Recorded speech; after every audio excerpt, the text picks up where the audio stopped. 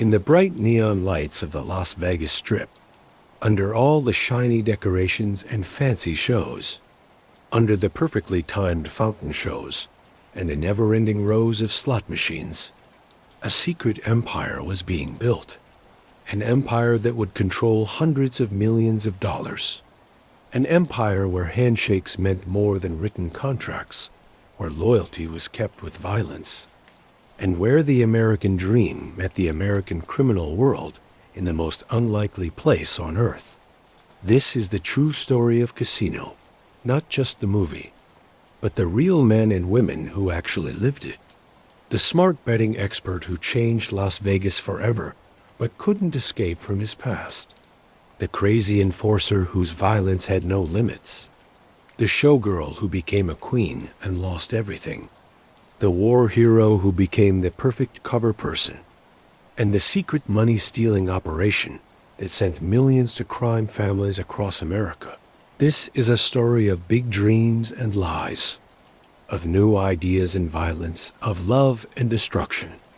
This is the story of how the Chicago crime gang, the Kansas City mob, and organized crime families across the Midwest secretly controlled America's gambling capital for many years. And this is the story of how it all fell apart. Welcome to The Real Casino. Before we go deep into this amazing true story, I'd love to know where in the world you are watching from. What time is it where you are? Are you getting ready for the night? Looking for a story to carry you through the darkness? Drop a comment below and let me know. If you're ready for a journey into the real Las Vegas, the one they don't show you in tourist books, hit that subscribe button and ring the bell so you never miss these deep dive stories.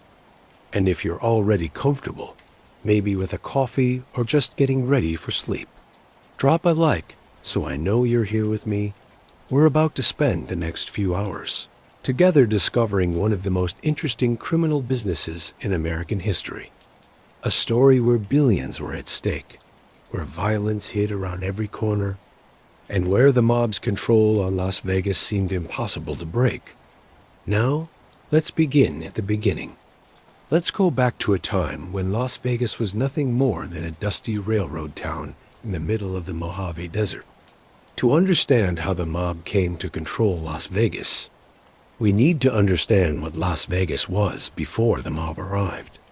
And in the 1930s, Las Vegas was almost nothing. Picture this.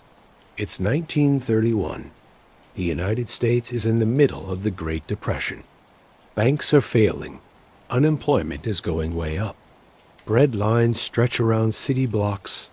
And in the remote Nevada desert, in a small railroad town called Las Vegas, the state lawmakers are about to make a decision that will change everything.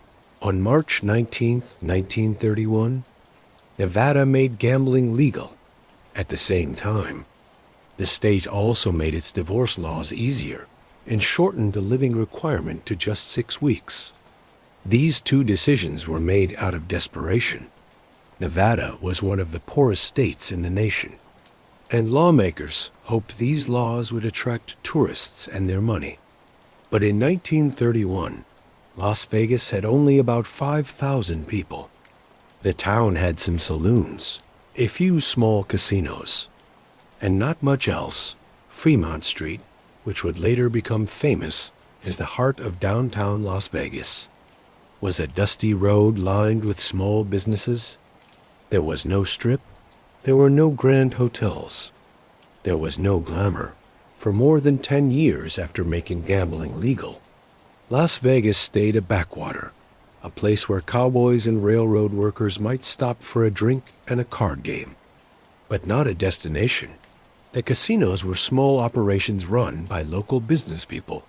And yes, some organized crime figures, but these were small fish operating in a very small pond. Everything changed in 1946.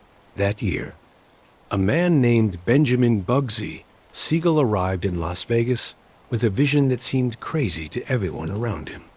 Siegel was a high-ranking member of the organized crime group that controlled much of the illegal gambling, bootlegging, and other criminal activities on the East Coast. He was charming, handsome, perfectly dressed, and absolutely ruthless. He'd earned his nickname Bugsy because of his violent temper, though no one dared call him that to his face. Siegel looked at the empty desert south of Las Vegas and saw potential. He saw a place where gambling could be not just legal, but glamorous. A place where Hollywood stars and wealthy tourists would come, not despite the gambling, but because of it. A place where the mob could run legitimate businesses, casinos and hotels, and make more money than they ever could from their illegal operations back east. His vision was the Flamingo Hotel. The Flamingo was supposed to cost $1 million. Siegel, backed by mob money from New York and Los Angeles, began construction in 1945, but the project quickly went out of control. Building materials were hard to find in the time after the war and expensive. Siegel demanded the finest of everything: imported marble, custom fixtures, detailed landscaping. Some of the materials mysteriously disappeared, only to be bought again. It's widely believed that Siegel himself was stealing money from the construction budget, pocketing cash meant for the hotel. By the time the Flamingo opened on December 26, 1946, it had cost more than $6 million. The opening night was a disaster. Bad weather kept many of the Hollywood celebrities away. The hotel rooms weren't ready, so guests couldn't stay overnight. They had to go to other hotels or worse. Leave Las Vegas entirely. The casino lost money. Big money. Siegel closed the Flamingo in January 1947 to finish construction, then reopened it in March. This time it began to make money. But it was too late for Bugsy Siegel. The mob bosses back east had run out of patience. They believed he'd stolen from them, and they had lost faith that he could turn the Flamingo into a success. On June 20th, 1947, Siegel was sitting in the living room of his girlfriend Virginia Hill's mansion in Beverly Hills. Reading a newspaper, multiple gunshots shattered the window. Bullets tore through Siegel's face and body. He died instantly. He was 41 years old. The murder has never been officially solved, though everyone in the underworld knew who was responsible. Siegel's own partners in organized crime had ordered the hit. But here's the important part. Even though Bugsy Siegel was dead, his vision survived. The Flamingo continued operating and eventually turned a profit. More importantly, Siegel had proved that the model worked. You could build grand, luxurious hotels in the Las Vegas desert. You could attract wealthy tourists who wanted to gamble. You could make legitimate businesses out of casinos. Businesses that could create enormous profits for organized crime. The mob had seen the future, and the future was Las Vegas. After Bugsy Siegel's death, organized crime families across America began to take serious interest in Las Vegas. And no family was more successful than the Chicago outfit. The Chicago outfit, sometimes called the Chicago Syndicate or simply the outfit, was the organized crime family that controlled Illinois and much of the Midwest. It had been built by Al Capone in the 1920s during Prohibition, when illegal alcohol made the Chicago mob one of the richest and most powerful criminal businesses in America. After Capone went to prison in 1932 for not paying taxes, the outfit continued under new leadership, becoming even more smart and powerful. By the 1950s, the Chicago outfit was run by a man named Anthony Joe Batters Accardo, who would control the organization for many years.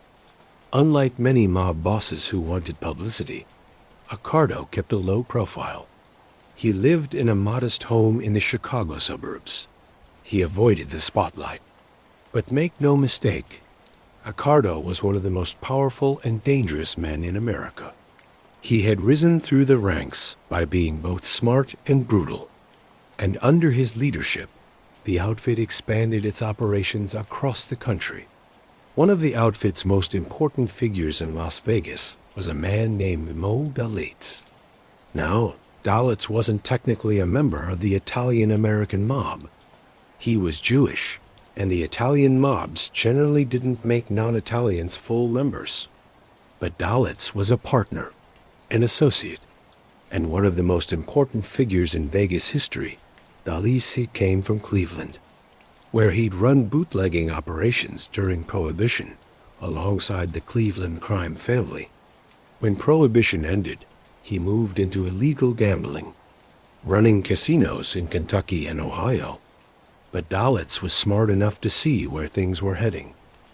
In the early 1950s, he and his partners moved to Las Vegas and bought the Desert Inn. The Desert Inn, which opened in 1950, cost $65 million to build, nearly as much as the Flamingo. But this time there was no disaster. The Desert Inn was profitable from the start. It became one of the most high-end hotels in Las Vegas, a place where wealthy tourists and even celebrities stayed. And behind the scenes, it was a cash cow for organized crime. But Dalitz did something clever. He created an image of being legitimate. He became active in Las Vegas civic life. He donated to charities. He supported local businesses. He was named Man of the Year by the Las Vegas Chamber of Commerce to the public. Mo Dalitz looked like a successful businessman and a pillar of the community.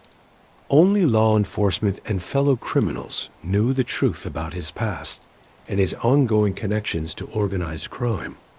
Dalitz's success showed other mob families that Las Vegas could be incredibly profitable, and that it was possible to operate there with a look of being legitimate that would be impossible anywhere else. Throughout the 1950s and 1960s, the mob's presence in Las Vegas exploded. Different crime families controlled different casinos, sometimes operating alone, sometimes in partnership. The Chicago outfit had interests in multiple properties. The Kansas City mob, led by Nick Civella, became major players. The Milwaukee family under Frank Balistrieri got involved. Even smaller families from Cleveland and St. Louis found ways to get a piece of the action. The casinos included the Stardust, the Fremont, the Tropicana, the Hacienda, the Marina, all of them either owned by mob fronts or controlled by hidden mob interests. At its peak in the 1960s, organized crime had hidden ownership or control of at least a dozen major Las Vegas casinos. And here's what made it all so smart. On the surface, everything looked legitimate. The casinos were licensed by the state of Nevada. They paid taxes. They employed thousands of people.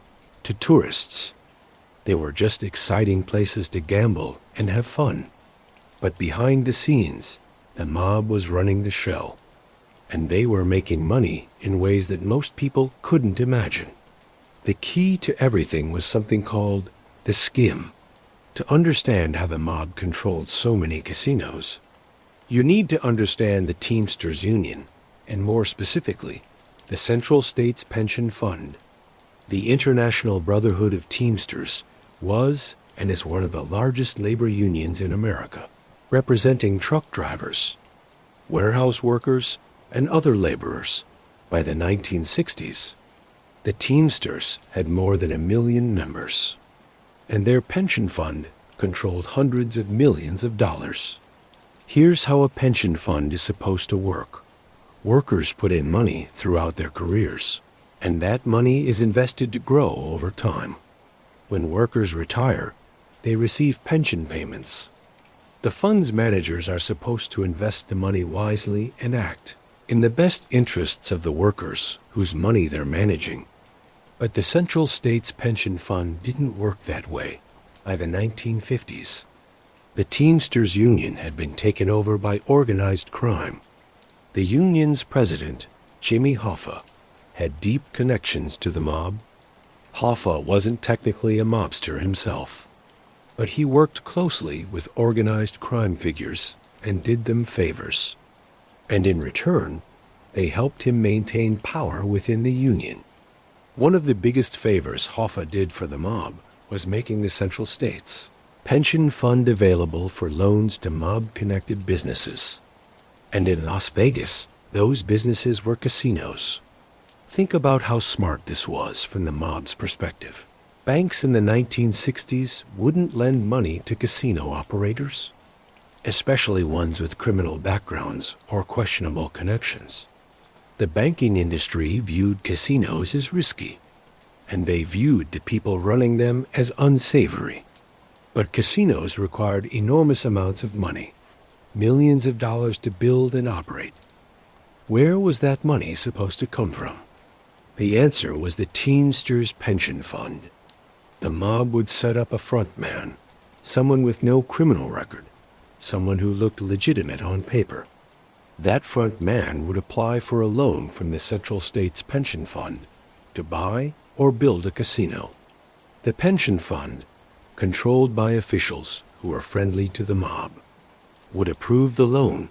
The front man would sign all the paperwork and hold the official ownership. But behind the scenes, the mob would be in control, making all the real decisions about how the casino operated. Sometimes the front men knew they were fronting for the mob. Sometimes they were naive and genuinely believed they were in charge, but the result was the same. The mob could acquire casinos using money from the Teamsters Pension Fund, money that belonged to working-class Americans who had no idea their retirement savings were financing organized crime. And here's the darkest part. In many cases, these loans were never meant to be paid back, at least not fully. The casinos would make payments for a while, then default, but by that time, the mob had already made millions from the skimming operation. The Teamsters Pension Fund, and by extension, the workers whose money it held, would lose millions, but the mob bosses got rich. This plan allowed the Chicago outfit and other families to expand their Las Vegas operations throughout the 1960s and into the 1970s. At its peak, the Teamster Central States Pension Fund had loaned more than $250 million to Las Vegas casinos, an astronomical sum at the time. The money flowed into Las Vegas. The casinos opened and operated, and millions of dollars flowed back out to the mob families through the skim. But by the 1970s, law enforcement was starting to pay attention. The FBI had begun investigating connections between the Teamsters, organized crime, and Las Vegas casinos. And one of those investigations would eventually expose the largest and most smart skimming operation in Las Vegas history. That operation centered on 4 casinos owned by a company called Argent Corporation. And the man running those casinos on behalf of the mob was about to arrive in Las Vegas, a smart sports handicapper from Chicago who would change the industry and become one of the most controversial figures in Vegas history. His name was Frank Rosenthal, but everyone called him Lefty. Frank Lawrence Rosenthal was born in Chicago on June 12, 1929. He grew up on the city's west side in a Jewish family, and from an early age, he was interested in gambling, particularly sports gambling. As a teenager, Rosenthal would skip school to attend games at Wrigley Field, the home of the Chicago Cubs, but he wasn't there just to watch baseball. He was there to learn. He studied the teams carefully. He memorized player statistics. He understood how different pitchers performed against different batters. He learned to read the odds and identify when bookmakers had misjudged the likely outcome of a game. Rosenthal had a gift, a genuine gift for understanding probability and for handicapping sporting events. By his early 20s, he had developed a reputation as one of the best sports handicappers in the country. He could look at a football, basketball, or baseball game and determine with remarkable accuracy which team was likely to win, and whether the betting line set by bookmakers was offering value. But in the 1950s, sports gambling was illegal almost everywhere in America. Rosenthal worked for bookmakers, helping them set lines and manage their operations. This brought him into contact with organized crime, because in Chicago, the bookmaking industry was controlled by the outfit. Rosenthal became friendly with mob figures, including a young enforcer named Anthony Spilotro. More on him soon. In 1961, Rosenthal was called to testify before a Senate subcommittee investigating gambling and organized crime. One senator asked him if he was left-handed. Rosenthal invoked his Fifth Amendment right against self-incrimination. Refusing to answer even that simple question, he invoked the Fifth Amendment 37 more times during the hearing, leading the press to nickname him Lefty. Some people claimed the nickname came from the fact that he was left-handed. Others said it came from his refusal to answer the question. Either way, the name stuck. Throughout the 1960s, Rosenthal continued working in illegal sports gambling, moving between Chicago, Florida, and other locations. He was arrested multiple times, but usually avoided conviction, either through legal technicalities or because witnesses became uncooperative. By 1968, feeling heat from law enforcement in Florida, Rosenthal decided it was time for a change of scenery. He moved to Las Vegas. Now, technically, sports betting was legal in Nevada and had been since 1931. But in practical terms, it barely existed in Las Vegas casinos. Casinos focused on table games, blackjack, craps, roulette, and slot machines. Sports books were small operations, often located in separate buildings from the casinos, and they were generally viewed as minor profit centers. Rosenthal saw untapped potential.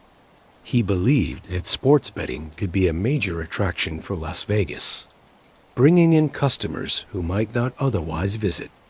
He believed that if sports betting were integrated into the casino experience, if you could bet on a game and then watch it on television while having drinks and dinner, it would change the industry. Rosenthal initially ran a betting parlor in Las Vegas, but his real break came in 1968 when he started working at the Stardust Hotel and Casino. He began as a relatively low-level employee, but his exceptional knowledge of gambling was quickly recognized. He rose through the ranks rapidly, though he did so in an unusual way. He never held an official position that required a Nevada gaming license. This was important because Rosenthal couldn't get a gaming license.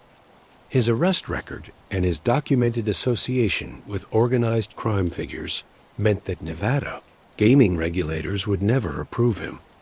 But that didn't stop him from effectively running casino operations. By the mid-1970s, Rosenthal was secretly managing 4 major Las Vegas casinos: the Stardust, the Fremont, the Marina, and the Hacienda. All 4 were owned by Argent Corporation, the company we mentioned earlier.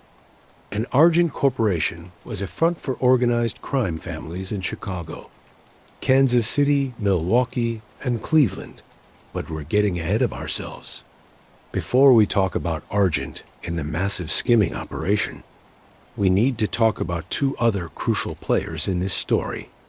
Alan Glick, the decorated war veteran who would become the face of Argent Corporation, and Anthony Spilotro, the psychopathic enforcer who would be sent to Las Vegas to protect the mob's interests.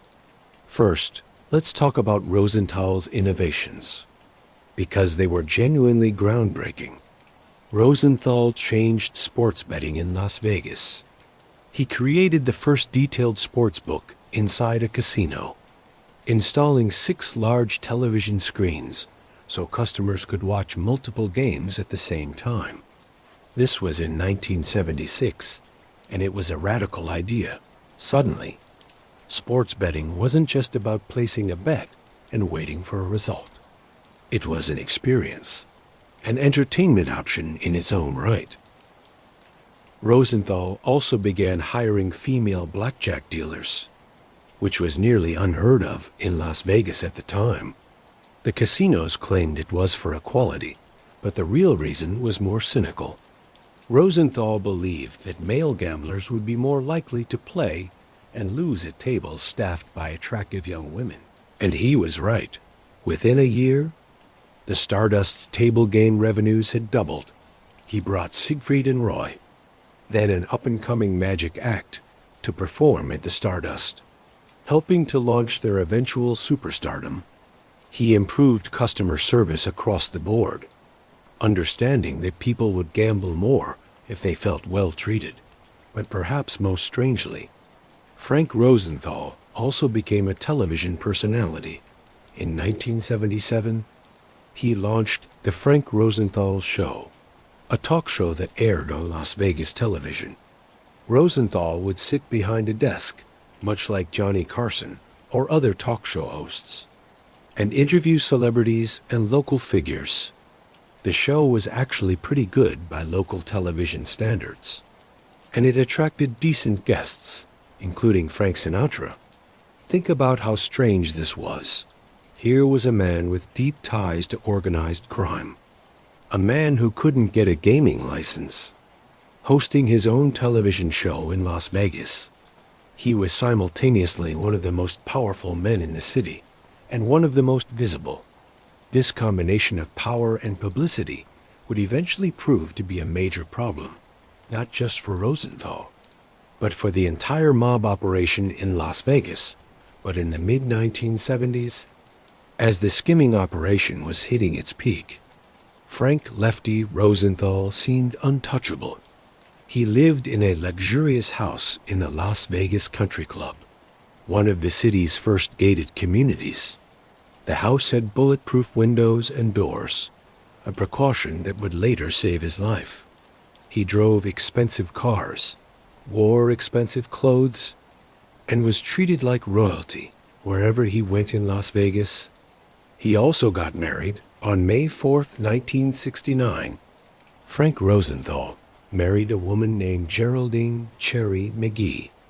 She was a former showgirl and cocktail waitress, stunningly beautiful, charming and complicated. Rosenthal was absolutely smitten with her.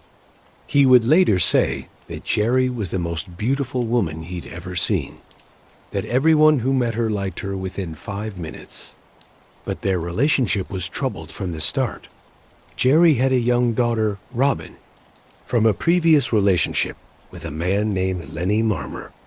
She'd only agreed to marry Rosenthal after he gave her expensive gifts, including a 2-carat heart-shaped diamond. Rosenthal wanted Cherry to be a traditional housewife, staying home with her children, but Cherry had loved the excitement of the Las Vegas lifestyle, the parties, the attention, the glamour, and she struggled with domestic life. The marriage became increasingly volatile. Cherry began drinking heavily. She had affairs. Rosenthal hired private detectives to follow her.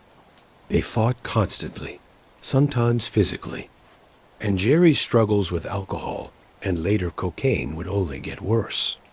But we'll return to Cherry's tragic story later. For now, we need to understand how Argent Corporation came to control 4 major casinos and how the mob set up the most lucrative skimming operation in Las Vegas history.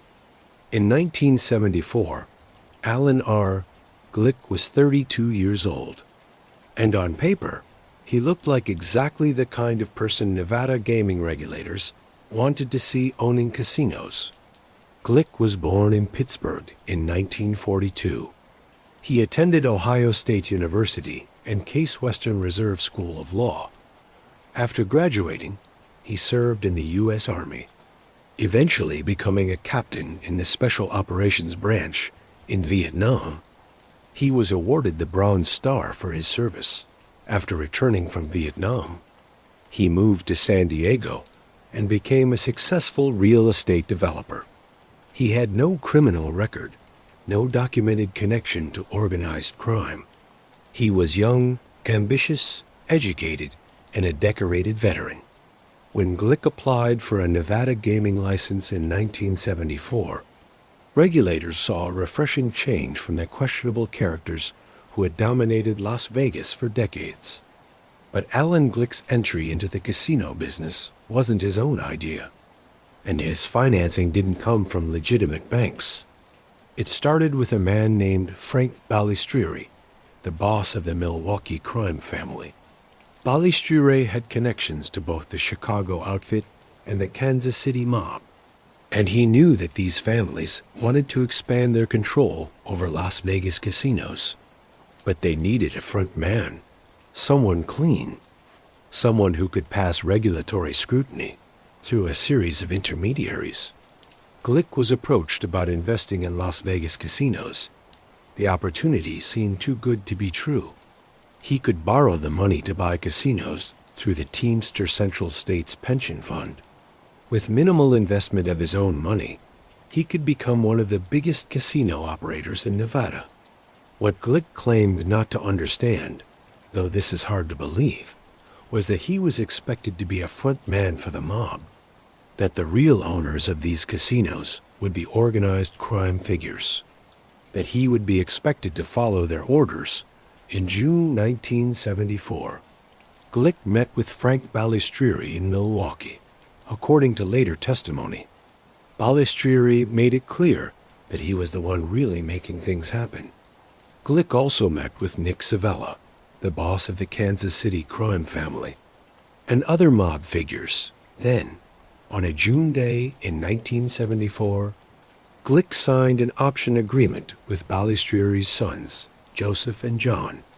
The agreement gave the Balistrieris the option to purchase Glick's entire company, which would soon own 4 major casinos for just $25,000. $25,000 to buy a casino empire worth hundreds of millions. It was absurd on its face, and it was a way of ensuring that Glick would remain under the mob's control. If he didn't follow orders, the Balistrieris could exercise the option and take everything. With the mob's backing, Glick received a $6,275 million loan from the Teamster Central States Pension Fund. It was one of the largest loans the pension fund had ever made. With that money, Glick formed Argent Corporation.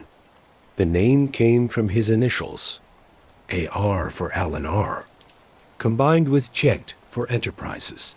In August 1974, Argent gained control of the Recrian Corporation, which owned the Stardust and the Fremont later. Argent would add the Hacienda and the Marina overnight. Alan Glick had become one of the most powerful casino operators in Las Vegas, controlling 4 properties and employing thousands of people. And Glick received another major loan, this one from a wealthy California woman named Tamara Rand. Rand loaned Glick $2 million and expected, in return, a 5% ownership stake in Argent Corporation. Glick apparently tried to cut her out of the deal. This was a fatal mistake. On November 9, 1975, Tamara Rand was at her home in San Diego. Someone knocked on her door. When she opened it, she was shot 5 times in the head with a .22 caliber pistol equipped with a silencer. The murder was professional, executed with cold efficiency. Years later, mob informant Jimmy the Weasel Fratiano would testify that the Rand murder was ordered by mob bosses and carried out by Anthony Spilotro and Frank Bompensiero. The message was clear. No one, not even wealthy civilians who loaned money to mob fronts, could interfere with the mob's operations in Las Vegas. So by late 1974, the pieces were in place. Argent Corporation, fronted by Alan Glick, owned 4 major casinos. Frank Rosenthal, though officially just a consultant, was actually running the day-to-day operations.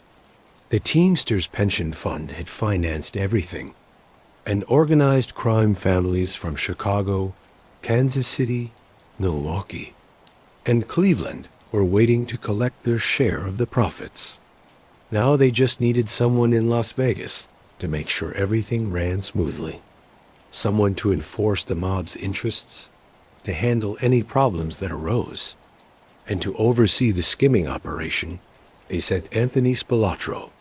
If Frank Rosenthal was the brains of the mob's Vegas operation, the smart oddsmaker who understood how to run casinos and maximize profits, then Anthony Spilotro was the muscle, the enforcer, the man who solved problems through intimidation and violence.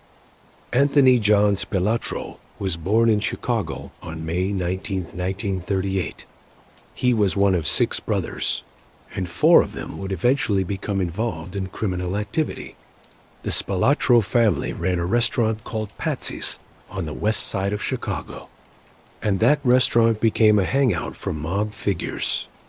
Young Tony grew up surrounded by organized crime, and he idolized the mobsters he saw. By his teenage years, Spilotro was already getting into trouble, shoplifting, petty theft, vandalism. By his early 20s, he had graduated to more serious crimes. He became a student of Mad Sam DeStefano, one of the most sadistic enforcers in the Chicago outfit. DeStefano was known for torturing victims. He particularly enjoyed using ice picks and blowtorches. He would keep victims alive as long as possible while inflicting maximum pain, and he seemed to genuinely enjoy the work.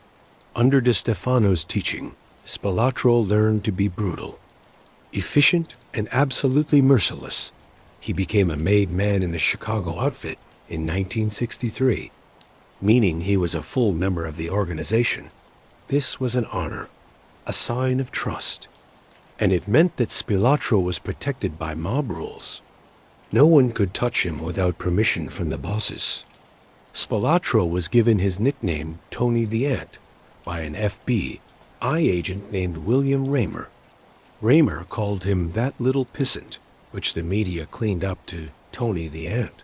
Spilotro hated the nickname, but it stuck throughout the 1960s. Spilotro was involved in numerous murders, thefts, and other crimes in Chicago. He was arrested repeatedly, but rarely convicted. Witnesses had a tendency to disappear or develop sudden memory problems. By the time he was 30, Spilotro was one of the most feared enforcers in the Chicago outfit. In 1971, the outfit's boss, Tony Accardo, decided that the mob needed a stronger presence in Las Vegas. The casinos were generating enormous profits, but there were problems. Money was going missing. Some of the Vegas operators couldn't be fully trusted, and the outfit needed someone on the ground who could handle any situation that arose, legally or otherwise. They sent Tony Spilotro, officially. Spilotro moved to Las Vegas to run a jewelry store called the Gold Rush in reality. He was there to be the outfit's enforcer and to oversee their interests in the Vegas casinos. He moved into a nice house in a suburban Las Vegas neighborhood. He brought his wife Nancy, and eventually they would have a son, to his neighbors. Spilotro looked like any other businessman. They had no idea who he really was or what he did. But in the Vegas underworld, word spread quickly. Tony Spilotro had arrived, and he was not someone to cross. One of Spilotro's first assignments was to help oversee the skimming operation at Argent casinos. But Spilotro couldn't just focus on that one job. He was an opportunist, always looking for ways to make more money. And Vegas offered opportunities that didn't exist in Chicago. In the early 1970s, Spilotro began putting together a crew of burglars and thieves. These were men he'd known from Chicago, along with some local criminals he recruited. They began hitting homes, jewelry stores, and businesses across Las Vegas. Their method was distinctive. They would drill through exterior walls and ceilings to gain entry. avoiding doors and windows where alarms might be placed. The press dubbed them the Hole in the Wall Gang, and the name stuck. For several years, the Hole in the Wall Gang operated with impunity, stealing millions of dollars in cash, jewelry, and other valuables, when Spilotro wasn't directly participating in the burglaries. He was fencing the stolen goods through his jewelry store. But Spilotro's activities weren't limited to theft. He was also involved in loan sharking, extortion, and bookmaking. He controlled a network of street-level criminals who kicked up money to him. And he, in turn, kicked up money to the Chicago outfit. The FBI would later estimate that Spilotro's organization was generating hundreds of thousands of dollars per month. And then there were the murders. One of the most infamous incidents from Spilotro's time in Las Vegas, though it actually occurred in Chicago, was the torture and murder of two small-time thieves named Billy McCarthy and Jimmy Miraglia. These two had made the mistake of robbing and killing some people connected to the outfit, including two associates of Spilotro. Spilotro and his crew tracked down McCarthy and Miraglia.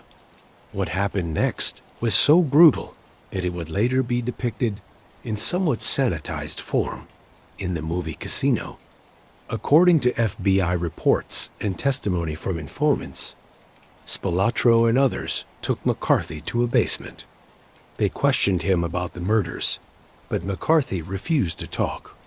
So Spilotro put McCarthy's head in a vise, a large metal vise normally used for holding materials while working on them. Then he began tightening it. The vise squeezed McCarthy's head with increasing pressure. McCarthy screamed and begged. Spilotro kept tightening. According to the accounts, the pressure eventually caused one of McCarthy's eyes to pop out of its socket. At that point, McCarthy began talking, giving up Miraglia and providing information about their crimes. After getting the information he needed, Spilotro and his crew killed both McCarthy and Miraglia. Their bodies were found in the trunk of a car, a message to anyone else who might think about crossing the outfit. This incident, which became known as the M&M murders from the victims' initials, shows the kind of violence Spilotro was capable of. He wasn't just a killer. He was a torturer, someone who seemed to enjoy inflicting pain. And everyone in the Vegas underworld knew it. But Spilotro's presence in Las Vegas created problems. He was supposed to be keeping a low profile, protecting the outfit's interests quietly. Instead, he was bringing attention to himself and, by extension, to the mob's Vegas operations. The Hole in the Wall Gang's activities made headlines. Local law enforcement and the FBI were paying increased attention to Spilotro and his associates. And Spilotro made another decision that would have devastating consequences. He began an affair with McGee Rosenthal, the wife of his old friend, Frank Lefty Rosenthal now. Let's talk about the skim, the real reason the mob controlled these Las Vegas casinos, the operation that generated millions of dollars for organized crime families across the Midwest. The word skim refers to taking money before it's officially recorded. Imagine a casino at the end of a busy night. Thousands of people have been gambling, playing slot machines, betting at craps tables, trying their luck at blackjack. All of that activity generates revenue for the casino. But before that revenue can be counted and recorded in the casino's books, and before the state of Nevada can collect its share in taxes, some of the money simply vanishes. That's the skim at Argent's 4 casinos. The skimming operation was remarkably smart. It worked like this. The casinos had count rooms, secure areas where, at the end of each day, employees would count all the cash from the slot machines and table games. This counting process was supposed to be carefully monitored and documented. Nevada gaming regulations required casinos to maintain detailed records of their revenues. and those revenues were taxed by the state. But at Argent's casinos, account room procedures had been compromised. Specific employees who were either mob associates or could be trusted for other reasons had been placed in key positions. When they counted the money, they would set aside a certain amount before recording the rest. That set-aside money was the skim. The skimmed money, usually in cash, mostly in large bills, would then be given to couriers. These couriers would carry the money out of the casino, usually in satchels or bags, and transported to other locations. From there, it would be distributed to the various crime families who had interests in the operation. Money from Argent casinos went to 4 main destinations: Chicago for the outfit Kansas City for Nick, Savella's organization Milwaukee for Frank Balistrieri's, Family Cleveland for that city's crime family. Each family received a predetermined share based on their investment and involvement in the operation. The bosses back in these cities would receive satchels of cash, hundreds of thousands of dollars at a time, that had been skimmed from Las Vegas casinos. And here's what made it so smart. On paper, the casinos were still profitable and operating legitimately. They still paid taxes on the money that was officially recorded. They still paid their employees. They still maintained their Nevada gaming licenses. The skim was essentially a hidden source of income that existed completely outside the legal and financial systems. From 1974 to 1976, employees at Argent casinos skimmed approximately $7 million. That's $7 million that was never recorded, never taxed, and never reported to state or federal authorities. And that's just the conservative estimate. Some investigators believe the actual amount was significantly higher, perhaps as much as $15 million. $7 to $15 million might not sound like that much by today's standards, especially when we hear about billion-dollar companies and massive financial fraud. But remember, this was the mid-1970s. Adjusted for inflation, that $7 million would be worth more than $40 million today. And this was pure profit, cash money that the mob families could use for whatever they wanted, with no paper trail and no taxes paid. The operation might have continued indefinitely, if not for several factors that came together in 1976. First, Nevada gaming regulators had been getting suspicious about Argent. The casinos were profitable on paper, but some of the numbers didn't quite add up. Revenues seemed lower than they should have been given the amount of gambling activity regulators observed. And there were questions about some of the employees in key positions, particularly a man named Jay Vandermark, who was the slot machine manager. Second, Frank Rosenthal's high profile was creating problems. Remember, Rosenthal was running 4 casinos despite not having a gaming license. He'd been trying to get a license through official channels, but Nevada gaming regulators were increasingly skeptical. They knew about his past, his connections to organized crime figures, and his arrest record in January 1976. The Nevada Gaming Control Board held a hearing to determine whether Rosenthal should be licensed. The hearing was headed by Harry Reid. Yes, the same Harry Reid who would later become a U.S. Senator and Senate Majority Leader. Reid grilled Rosenthal about his past activities and associations. Rosenthal was evasive, invoking his Fifth Amendment rights on some questions, denying or deflecting others. The hearing became confrontational. In the end, the Gaming Control Board denied Rosenthal's application for a gaming license. They cited his arrest record and his documented associations with organized crime figures, particularly his boyhood friendship with Tony Spilotro. The board's decision meant that, officially, Rosenthal could no longer hold any position in Nevada casinos that required a license. But Rosenthal didn't leave. Instead, He simply changed his job title to positions that didn't require licensing: entertainment director, food and beverage director, public relations director. Everyone knew he was still running the casinos, but because his official titles didn't require a license, there was nothing the regulators could do immediately. This cat-and-mouse game with regulators brought increased scrutiny to Argent. And that scrutiny led to the discovery of the skimming operation. In May 1976, Nevada gaming officials raided Argent casinos and discovered evidence of the skim. They found irregularities in the count room procedures. They identified employees who had been involved. And most importantly, they shut down the skimming operation. But here's the thing. Even though state officials had discovered the skim and stopped it, they didn't have enough evidence for criminal prosecutions. Not yet. That evidence would come later from federal investigations that were just beginning.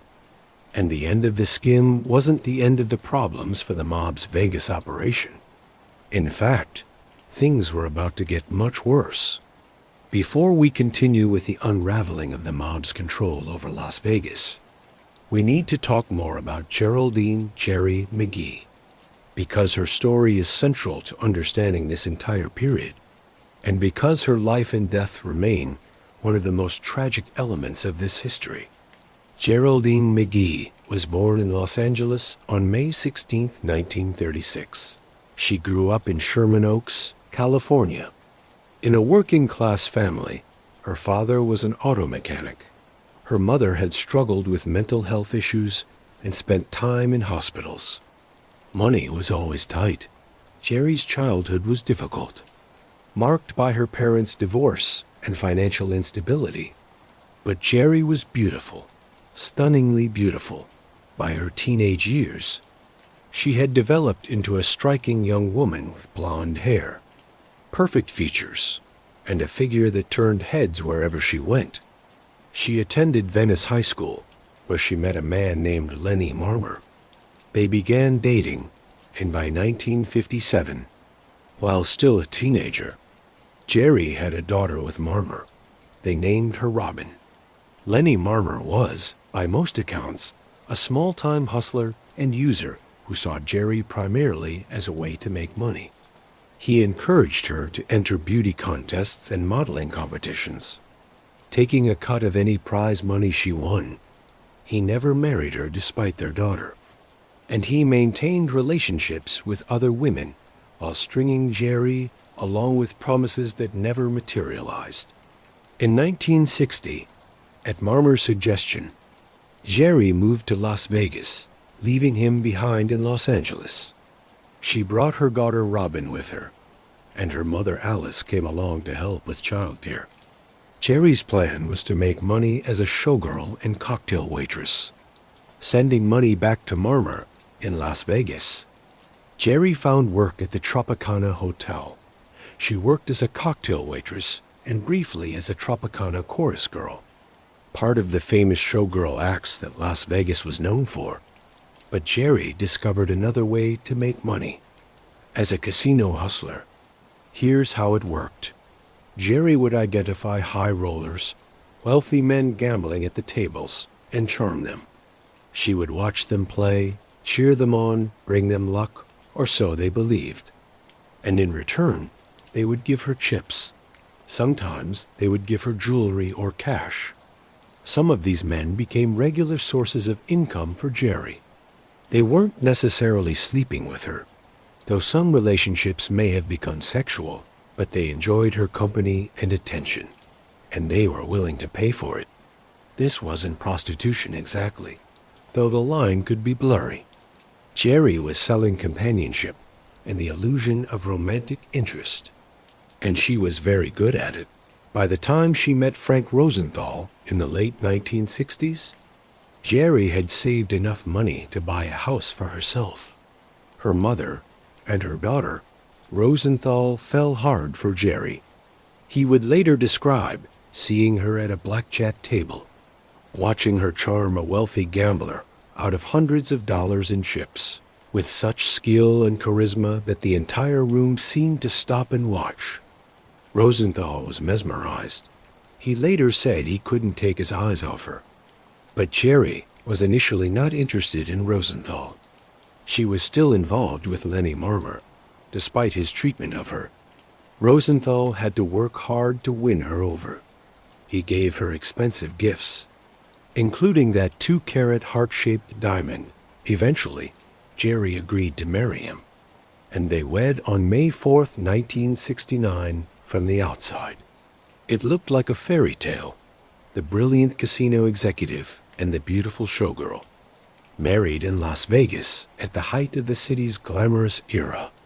They had 2 children together, a son named Stephen and a daughter named Stephanie.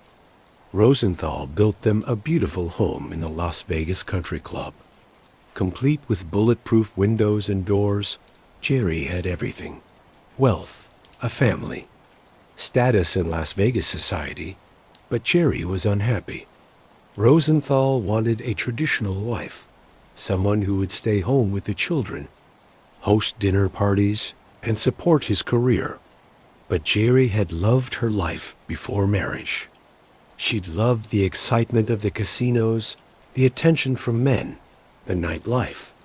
Domestic life felt like a prison to her. She began going out at night, leaving the children with babysitters or her sister Barbara, who had moved in to help. She started drinking heavily, sometimes starting in the afternoon and continuing through the night. She rekindled her relationship with Lenny Marmer, sneaking off to see him in Los Angeles. Rosenthal, increasingly paranoid about Jerry's activities, hired private detectives to follow her. The investigators would report back on where she went, who she saw, what she did. When Jerry discovered she was being followed, it made her even more reckless and defiant. The marriage became a war. They fought constantly, sometimes verbally, sometimes physically. Rosenthal threatened to divorce Jerry and take the children, knowing that her lifestyle and substance abuse would work against her in a custody battle. Jerry would disappear for days at a time, going on benders in Los Angeles or other cities. And then Jerry began an affair with Anthony Spilotro. Think about what this meant. Spilotro was supposed to be protecting the mob's interests in Las Vegas, which included making sure that Frank Rosenthal ran the casinos efficiently. Rosenthal and Spilotro had been friends since childhood in Chicago. They'd grown up in the same neighborhoods, and now Spilotro was sleeping with Rosenthal's wife. The affair apparently began around 1979.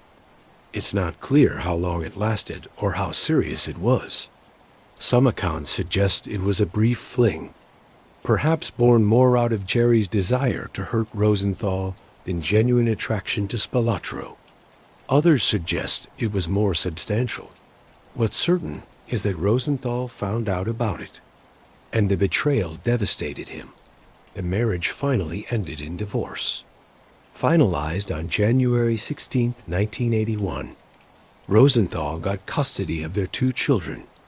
Jerry received $5,000 per month in alimony, a substantial sum at the time, plus jewelry and other assets. But by all accounts, Jerry was lost. She moved to Los Angeles, where she fell in with a dangerous crowd, including outlaw bikers. She continued drinking and began using cocaine heavily. Friends and family members who saw her during this period described her as a shadow of her former self, emaciated, paranoid, desperate. Then came the attempt on Frank Rosenthal's life. On October 4th, 1982, Rosenthal finished dinner at Tony Rama's restaurant on East Sahara Avenue in Las Vegas. He walked to his car, a 1981 Cadillac Eldorado, and got in. When he turned the key in the ignition, a bomb planted beneath the car exploded. The blast was enormous. It should have killed Rosenthal instantly, but by pure chance or divine intervention, depending on your perspective, the car had a metal plate underneath the driver's seat. placed there by the manufacturer to balance the vehicle. That metal plate deflected much of the explosion away from Rosenthal's body. Rosenthal suffered burns on his legs, left arm, and face, but he survived. Witnesses said that after exiting the car, he shouted, "They're trying to kill me." But when asked who they were, Rosenthal refused to say. He refused to cooperate with the police investigation. The bombing remains officially unsolved. Who tried to kill Frank Rosenthal? There are several theories. Some believe it was ordered by mob bosses who were unhappy with the attention Rosenthal had brought to their operations through his television show and public profile. Others believe it was ordered by Frank Balistrieri, the Milwaukee mob boss who had been caught on FBI wiretaps blaming Rosenthal for the legal problems the mob-controlled casinos were facing. Some believe it was ordered by Kansas City mob bosses, who had also been recorded expressing frustration with Rosenthal. And some believe that Tony Spilotro was behind it, either acting on his own or on behalf of the outfit's leadership. Rosenthal himself apparently believed it was Spilotro, motivated by the affair with Jerry and by Spilotro's desire to take full control of the Vegas operation. The truth? We may never know for certain.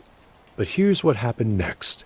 Just 1 month after the car bombing, on November 6, 1982, Jerry McGee was found in the lobby of the Beverly Sunset Hotel in Los Angeles.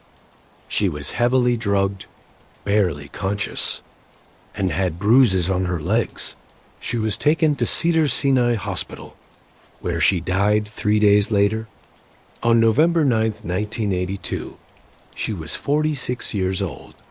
The Los Angeles coroner ruled Jerry's death an accidental overdose. Toxicology reports found cocaine, Valium, and whiskey in her system, a lethal combination.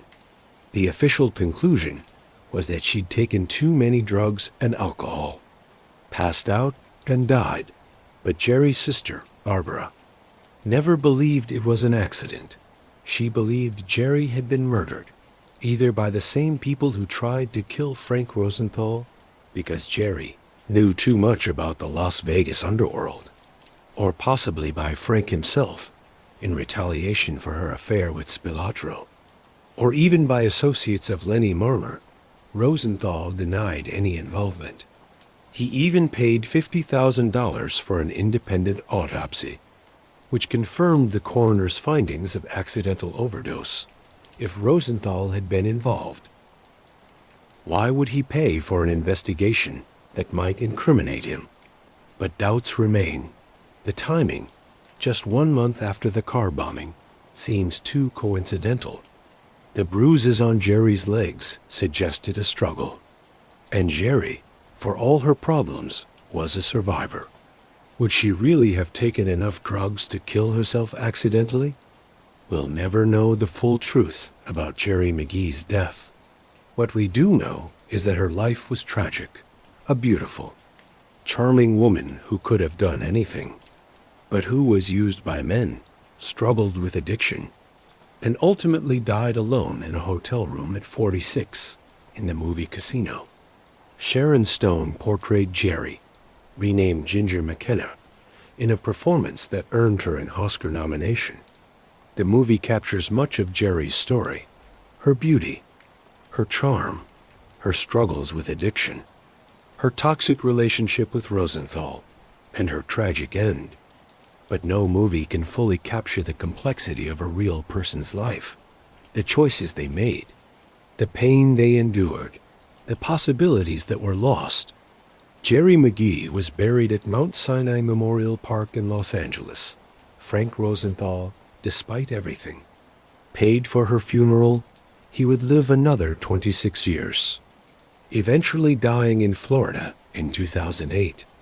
But by multiple accounts, he never really got over Jerry. He kept photographs of her. He refused to seriously date anyone else. And when people asked him about her, even decades later, he would say she was the love of his life.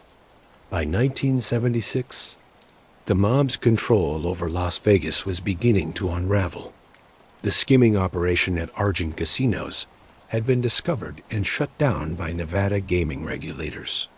Frank Rosenthal had been denied a gaming license, though he continued to run the casinos under different job titles, and law enforcement attention was intensifying.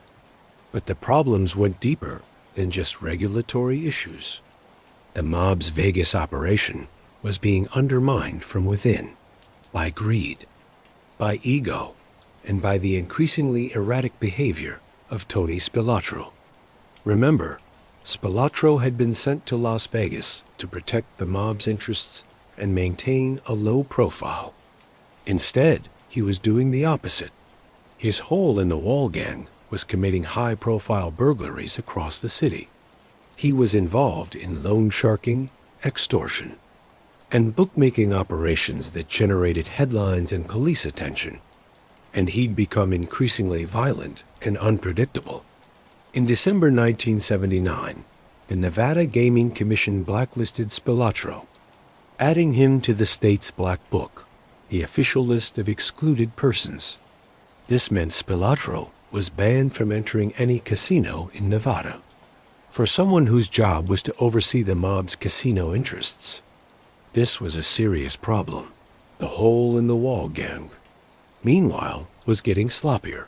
On July 4th, 1981, they attempted to rob Bertha's Gifts and Home Furnishings on East Sahara Avenue. The robbery was a disaster.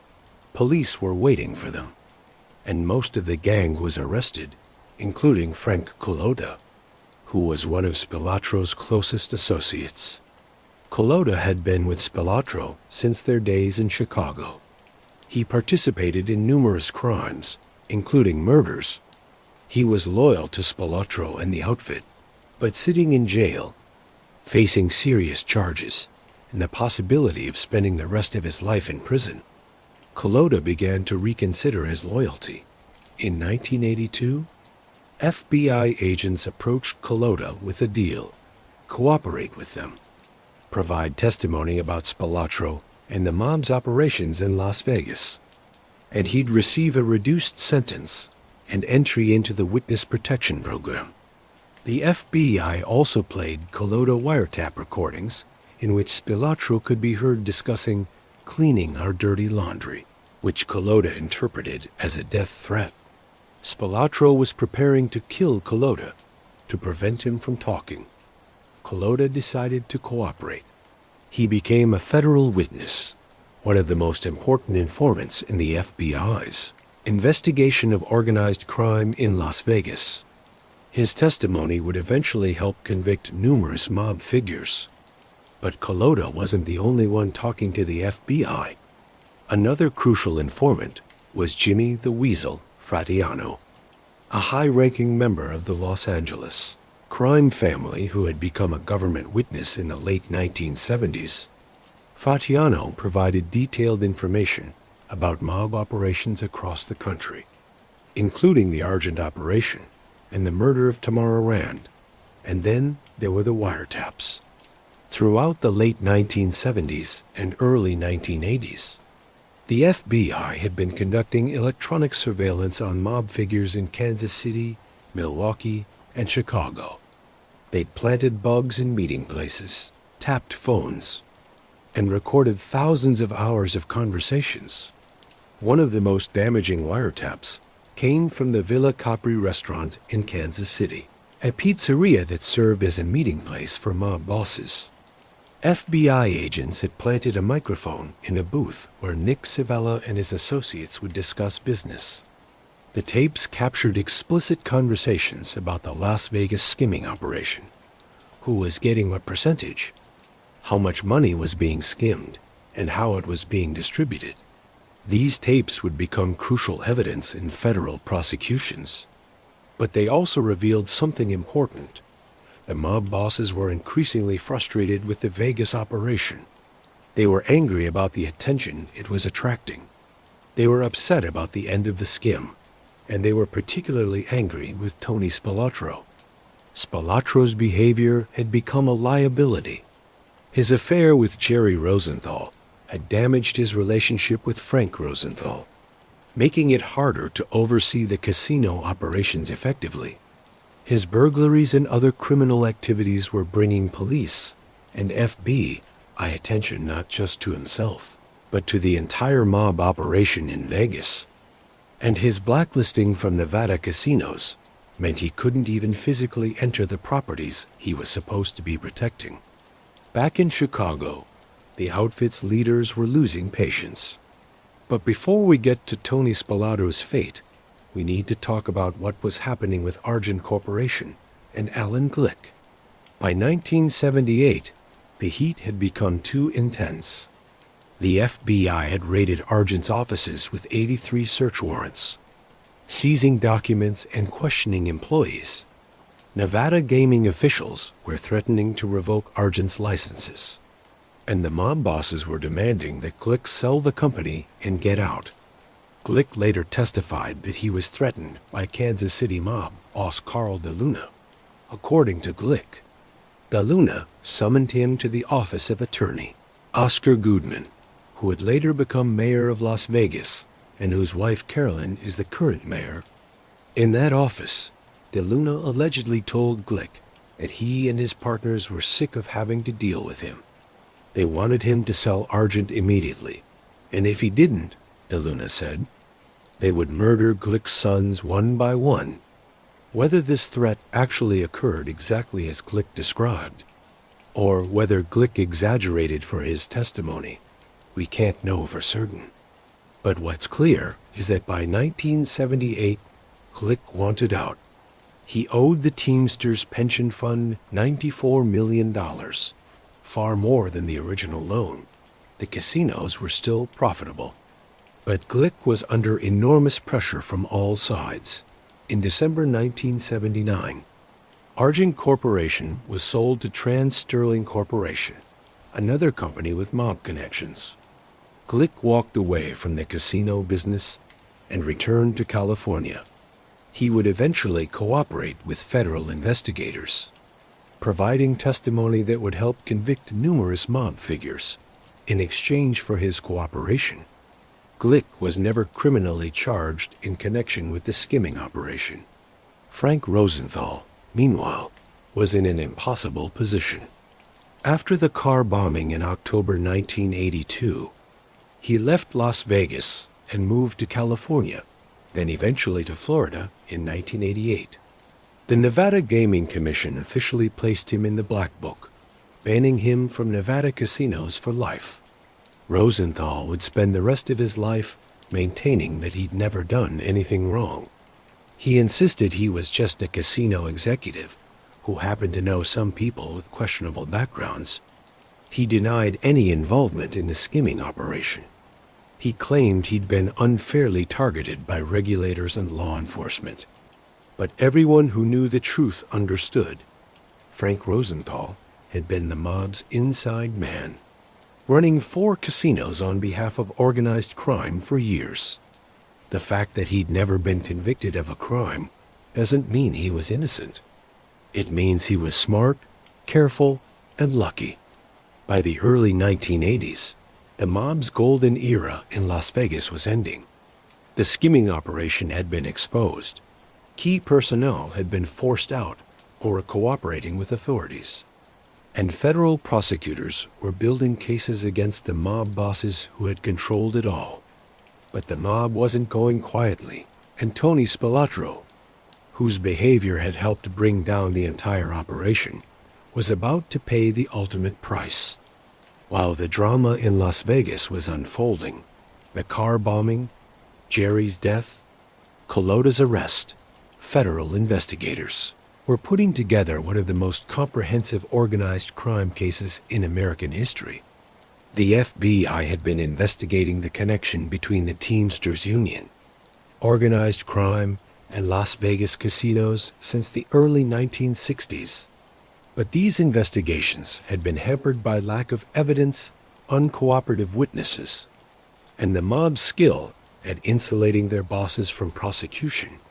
That began to change in the late 1970s with technological advances and new investigative techniques. The FBI became much more sophisticated in its use of electronic surveillance, wiretaps, and hidden microphones that could capture conversations without the subjects knowing they were being recorded. The most important wiretaps came from Kansas City. FBI agents had identified the Villa Capri restaurant as a meeting place for Nick Savella and other Kansas City mob leaders. They obtained a warrant to install listening devices, and for months, they recorded conversations about the Vegas operation. The tapes were explosive. They captured mob bosses discussing how much money was being skimmed, who was receiving what percentage, and how the money was being transported and distributed. They talked about Rosenthal, Spilotro, and Glick by name. They discussed problems with the operation and how to solve them. But here's an interesting detail that would later be fictionalized in the movie, Casino. The FBI's case was helped enormously by detailed written records kept by some of the conspirators. In Kansas City, a mob bookkeeper had been keeping careful notes about the skimming operation, how much money was taken, when it was taken, and where it went. In the movie, this character is named Artie Piscano, and he's shown keeping detailed records of everything in notebooks that the FBI eventually discovers. This was based loosely on real events, though the details were changed for the film. The point, even though mob bosses constantly warned their associates to never write anything down, some people couldn't help keeping records, and those records became evidence by 1982. Federal prosecutors had enough evidence to move forward with indictments.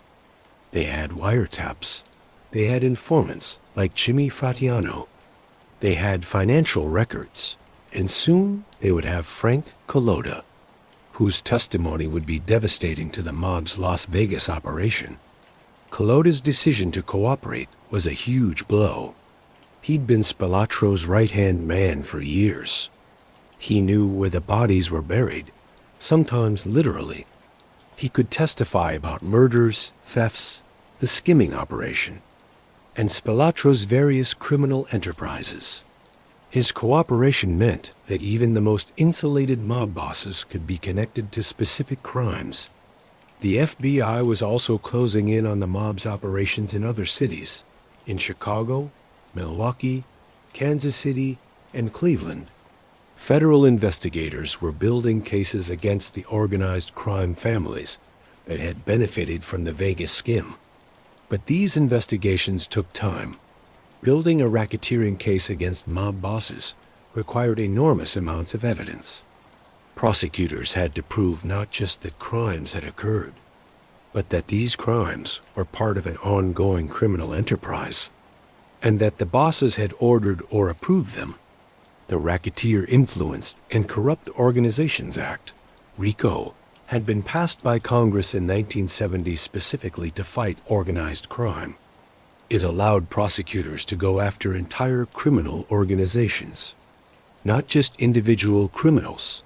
Under RICO, if prosecutors could prove that someone was part of a criminal enterprise, and that the enterprise had committed certain crimes, they could charge that person with racketeering, even if they hadn't personally committed the crimes.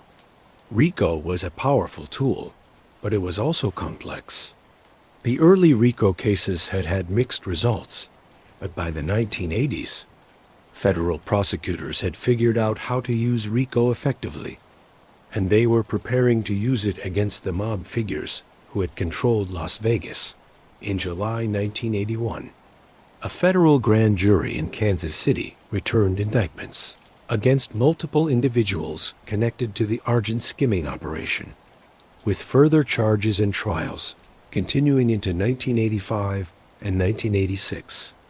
The defendants included some of the most powerful mob figures in the Midwest: Joseph Ayupa, boss of the Chicago outfit Jackie Chiron, underboss of the Chicago outfit Joseph Lombardo, a high-ranking Chicago outfit member Angelo LaPietra, another Chicago outfit member Frank Balistrieri, boss of the Milwaukee family Joseph Balistrieri, and John Balistrieri, Frank's sons Carl Savella, brother of Kansas City boss Nick Savella, who had died of cancer earlier that year, Carl Tuffy DeLuna, underboss of the Kansas City family Peter Tamburello, another Kansas City mob member Carl Thomas, the Kansas City mob's overseer in Las Vegas Tony Spilotro, the Chicago outfit's enforcer in Las Vegas, and several other individuals connected to the operation. Each defendant was charged with conspiracy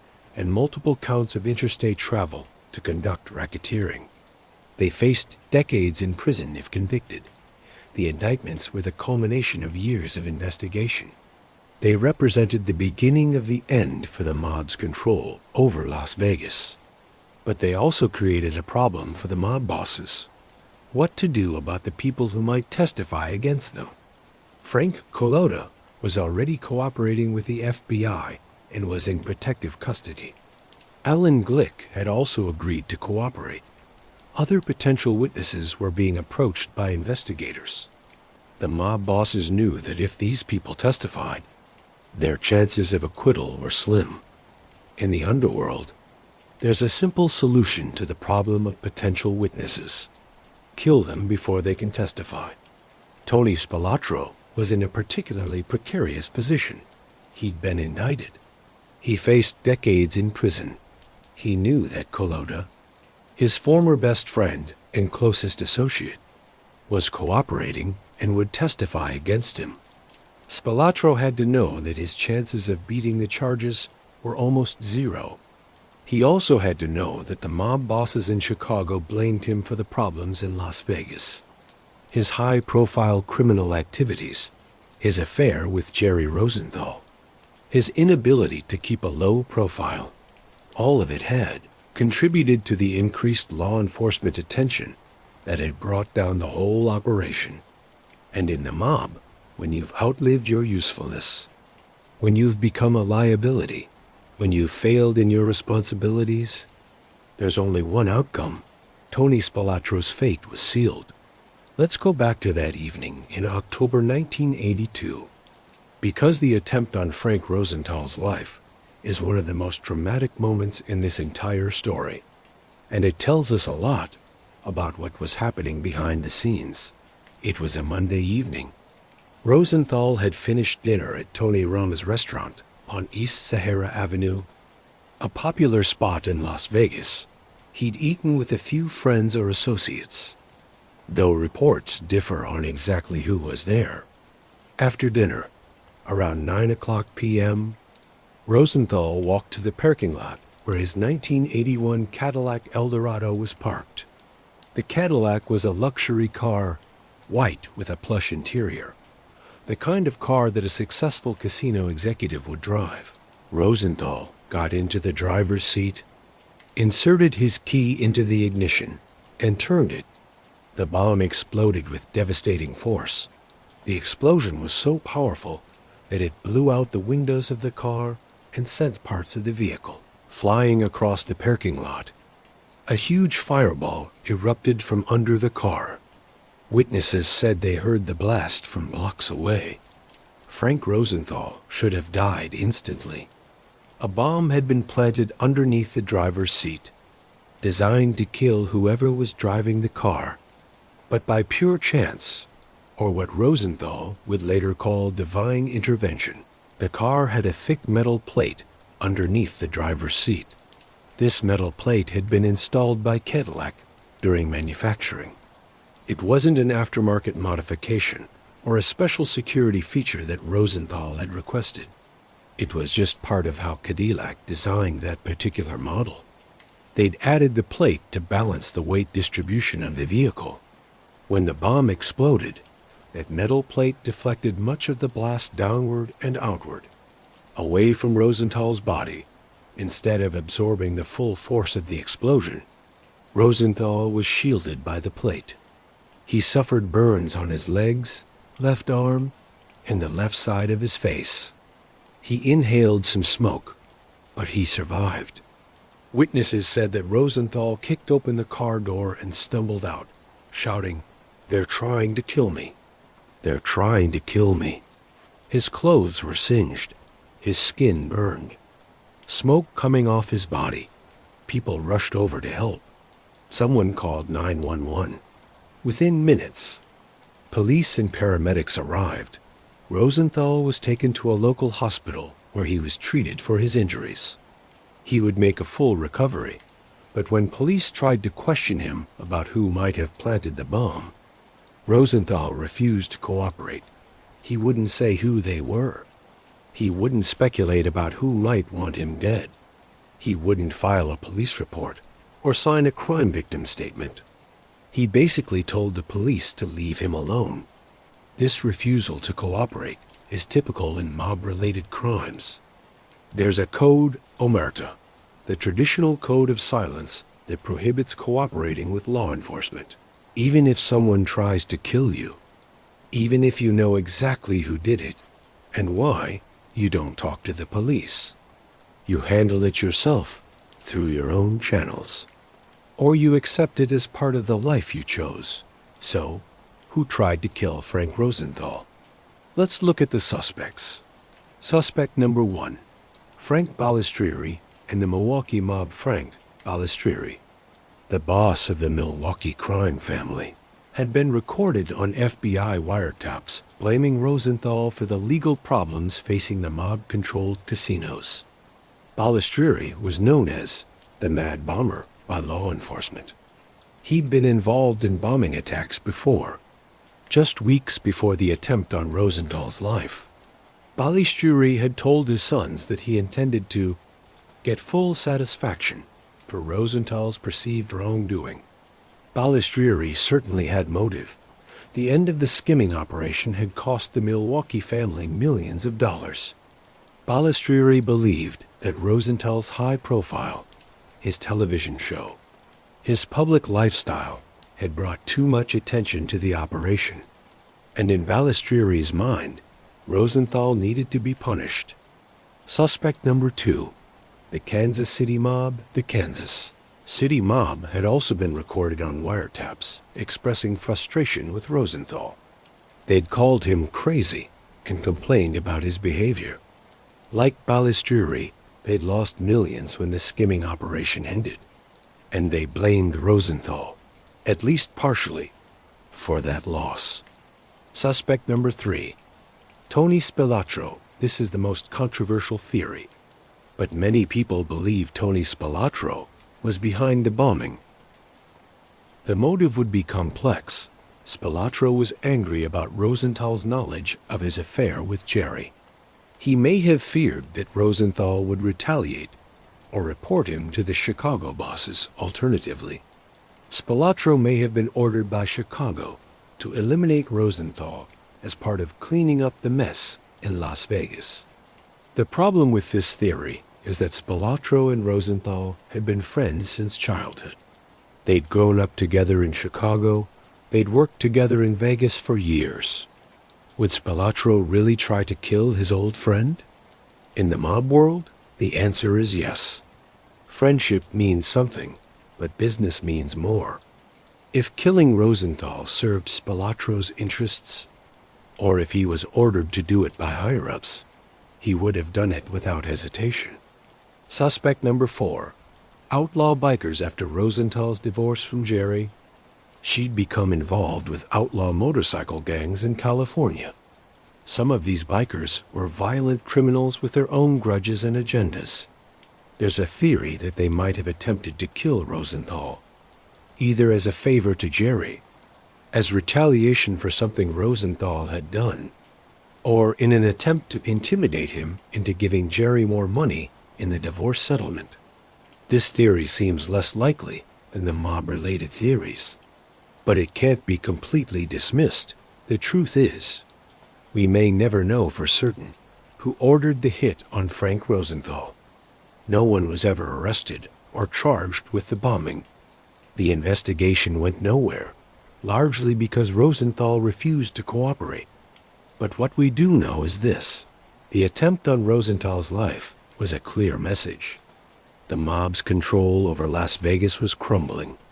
The various families and factions were turning on each other, and violence, which the mob had always used to solve problems, was being directed at their own people. The car bombing marked a turning point. After recovering from his injuries, Rosenthal left Las Vegas and moved to California, then eventually to Florida. He would never return to live in Vegas.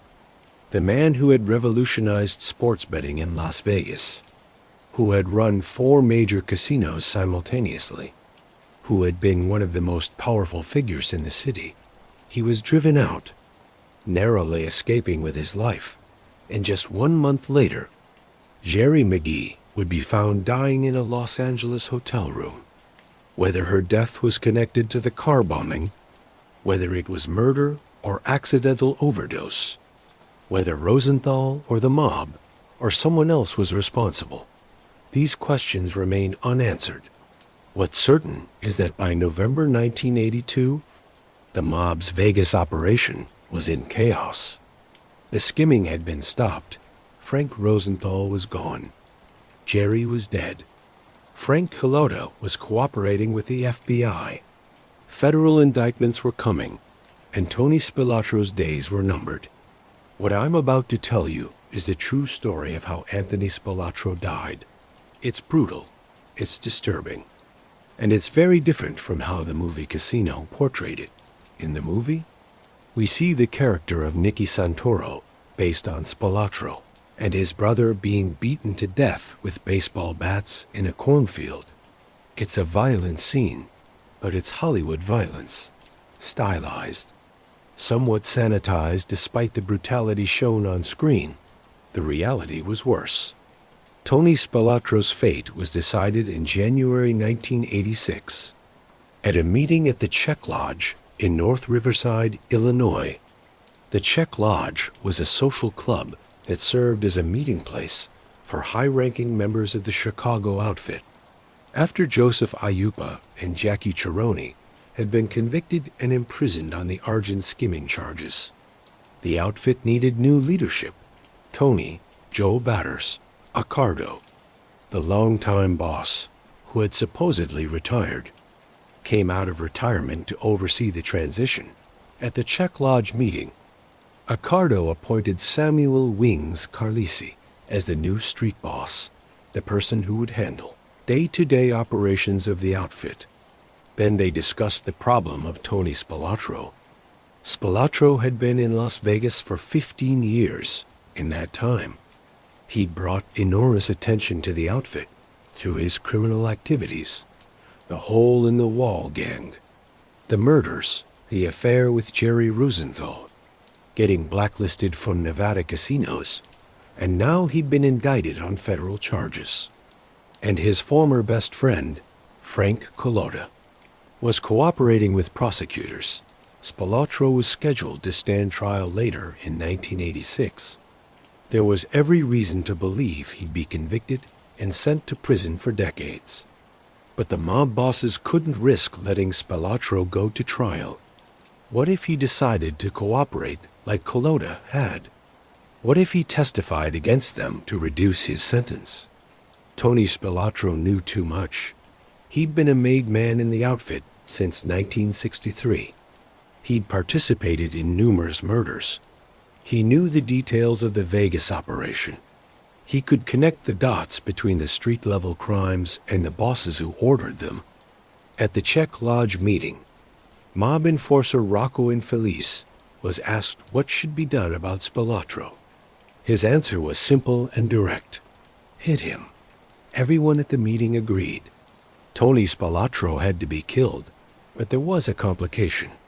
Tony had a younger brother, Michael, who wasn't involved in the mob's operations to the same extent. Michael ran a restaurant in Chicago called Hoagie's, and while he had some criminal connections, he was considered more of a legitimate businessman than a mobster. The decision was made to kill both brothers. If they killed just Tony, Michael might seek revenge or might become a problem. Better to eliminate both of them. The hit was scheduled for June 14, 1986. The Spilotro brothers were lured to a meeting. supposedly to discuss Tony's situation and what could be done to help him prepare for his upcoming trial. They were told to meet at a house in Bensonville, Illinois, a suburb of Chicago. When Tony and Michael arrived at the house, they were met by other members of the outfit. At some point, accounts vary on exactly when they realized something was wrong. Maybe it was the number of people there. Maybe it was the expressions on their faces. Maybe it was just instinct. But before they could react or try to escape, the attack began. Approximately 15 mobsters swarmed the brothers. They didn't use baseball bats as shown in the movie.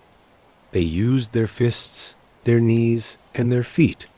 They beat the Spilotro brothers with savage brutality, punching and kicking them repeatedly. The autopsy would later reveal the horrific details. Anthony Spilotro had blood in his trachea, lungs, and nasal passages, indicating he'd aspirated blood while still alive. His face and body showed massive trauma from the beating. Michael Spilotro had a fractured Adam's apple, among other injuries.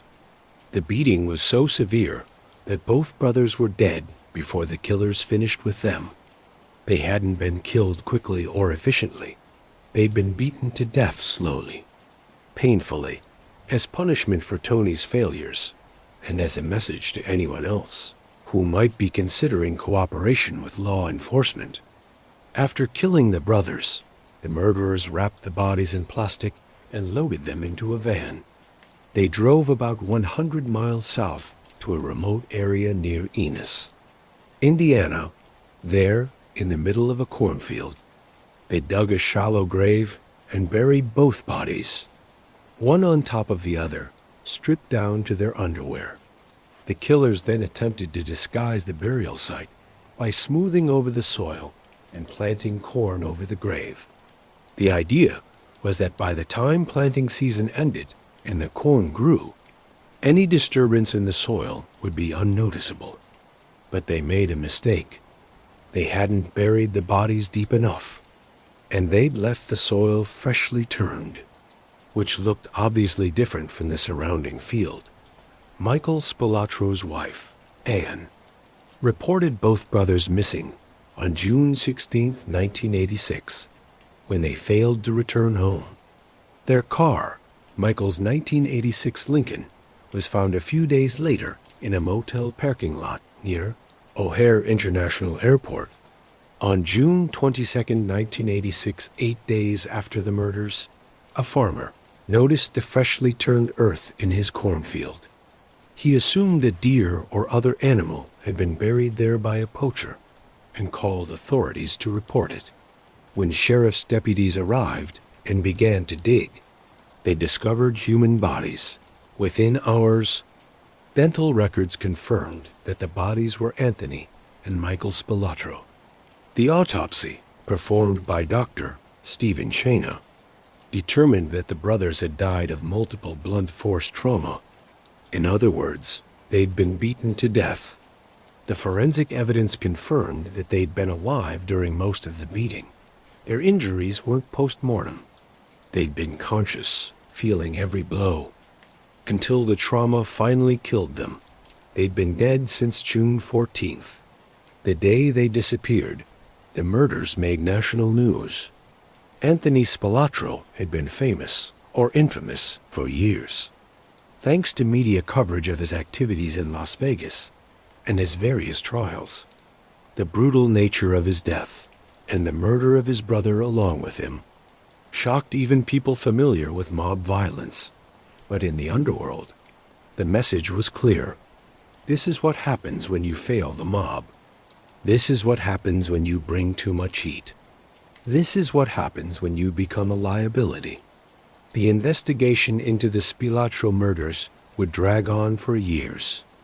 In 2007, more than 2 decades after the murders, a federal court found James Marcello, a high-ranking Chicago outfit member, responsible for the brothers' deaths.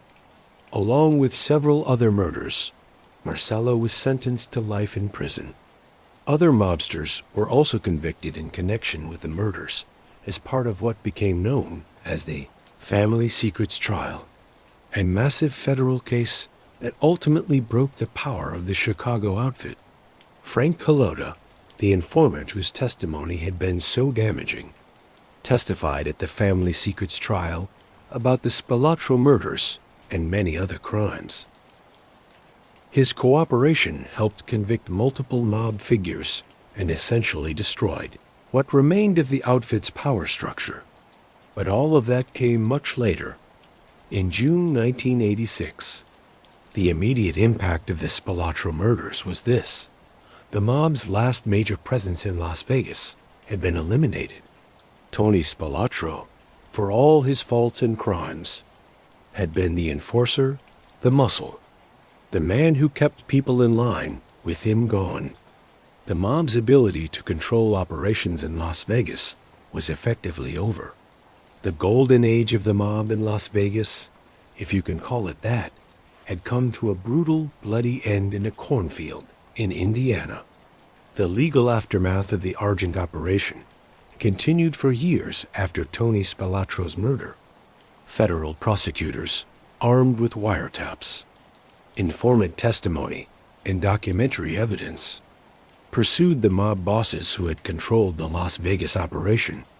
The saga finally came to its legal conclusion in 1986 and 1987 with the convictions of more than a dozen top mobsters in what was one of the most successful organized crime prosecutions in American history.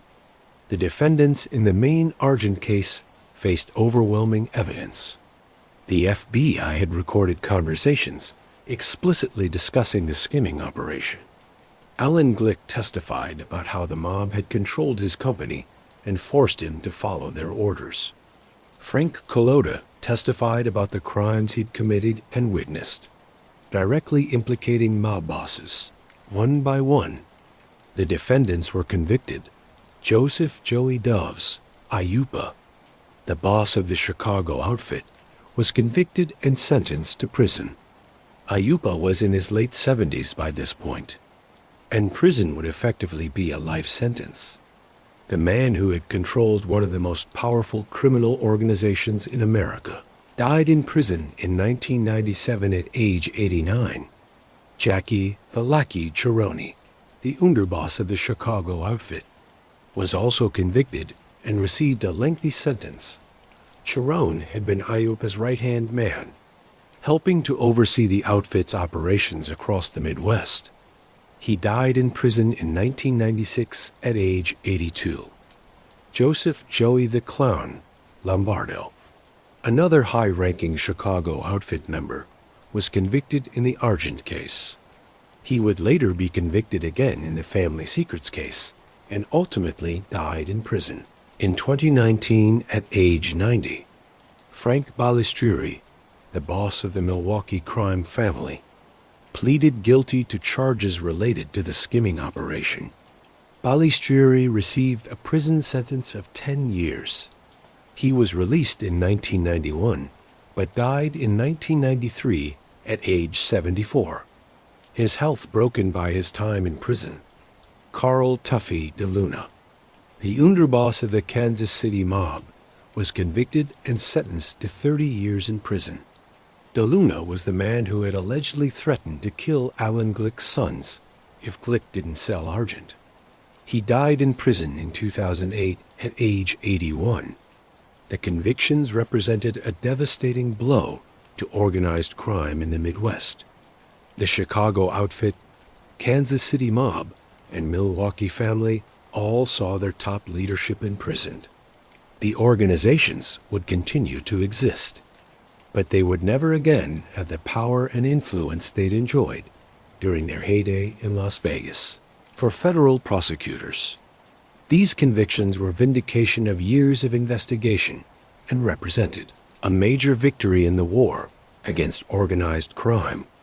The use of RICO charges, combined with electronic surveillance and cooperating witnesses, had proven effective in penetrating mob organizations that had previously seemed untouchable. But beyond the legal victories, these convictions marked the end of an era in Las Vegas history.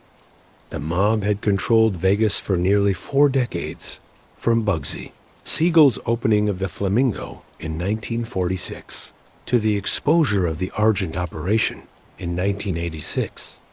During that time, they'd shaped the city's development, influenced its culture, and made billions of dollars from gambling. Now, that era was over. Corporate America was about to take over Las Vegas, transforming it from a mob-controlled gambling town into a family-friendly entertainment destination.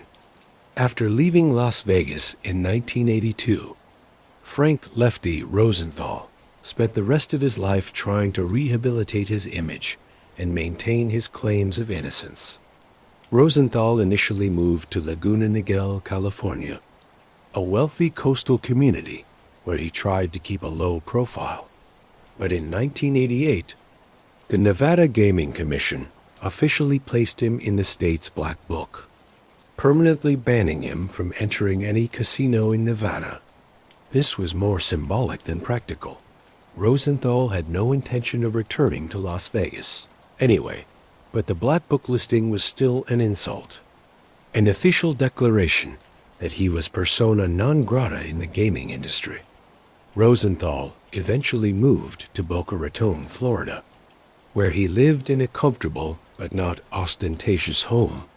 He launched a website called Frank777.com where he offered sports betting advice and commentary. He worked as a consultant for offshore sportsbooks in countries where internet gambling was legal. He also gave occasional interviews to journalists and researchers, always maintaining the same story. He'd been a legitimate casino executive who happened to know some people with questionable backgrounds. He insisted he'd never been involved in the skimming operation, never funneled casino profits illegally to the mob, never broken any laws. "I've never been convicted of anything," Rosenthal would say. And technically, this was true, despite decades of investigation and suspicion, despite his name appearing in countless FBI reports and court documents. Frank Rosenthal was never criminally charged, let alone convicted, of any crime related to his time in Las Vegas. How is this possible? How did the man at the center of a massive criminal conspiracy avoid prosecution? The answer is partly that Rosenthal was very careful. He understood how evidence worked. He knew that to convict someone, prosecutors need to prove their case beyond a reasonable doubt. Rosenthal was careful never to put anything in writing. He was careful about what he said and who he said it to.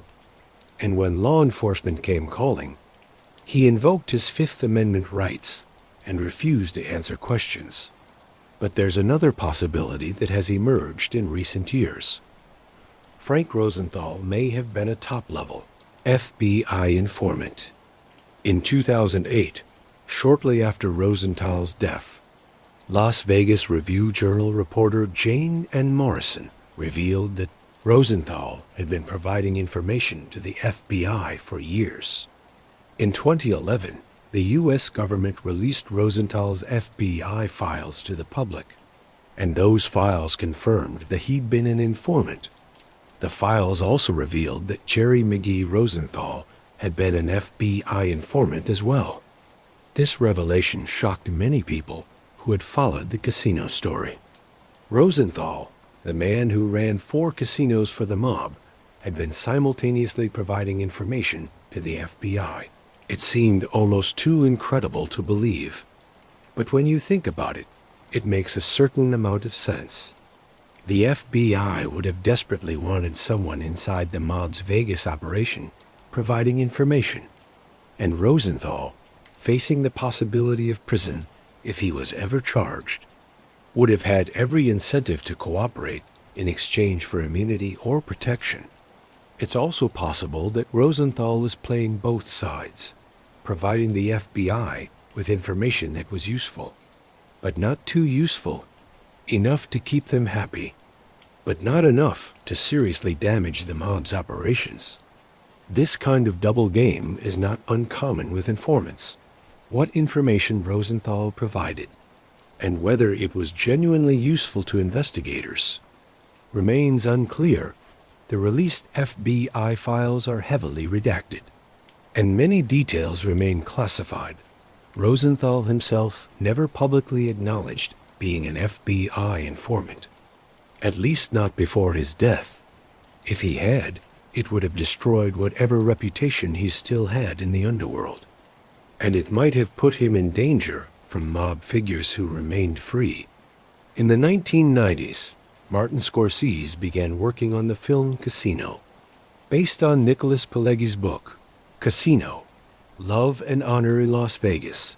Rosenthal served as a consultant on the project, meeting with Pileggi and providing information about his life and experiences in Las Vegas. Rosenthal had mixed feelings about the finished film. He thought Robert De Niro's portrayal of him, as the character, Sam Ace Rothstein, was largely accurate in terms of his managerial style and attention to detail. He appreciated that the film showed his innovations in sports betting and casino management, but he was unhappy with how the film portrayed his relationship with Jerry, feeling that it made her look worse than she really was and didn't capture the complexity of their relationship. He was also unhappy with how the film implied he was deeply involved in the mob's criminal activities, still maintaining, even decades later, that he'd been unfairly characterized. The movie Casino was released in November 1995 and was both a critical and commercial success. It helped cement the mythology of mob-era Las Vegas in American popular culture for many people today. Their understanding of how the mob controlled Las Vegas comes primarily from the movie, which, while broadly accurate, does take significant dramatic license with the true story.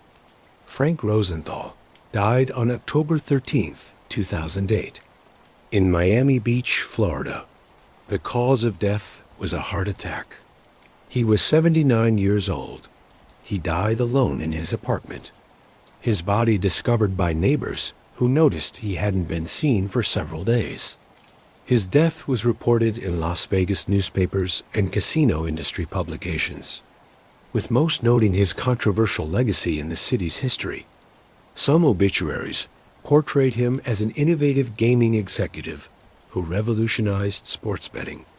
Others portrayed him as a mob front man who helped organized crime steal millions from Las Vegas casinos.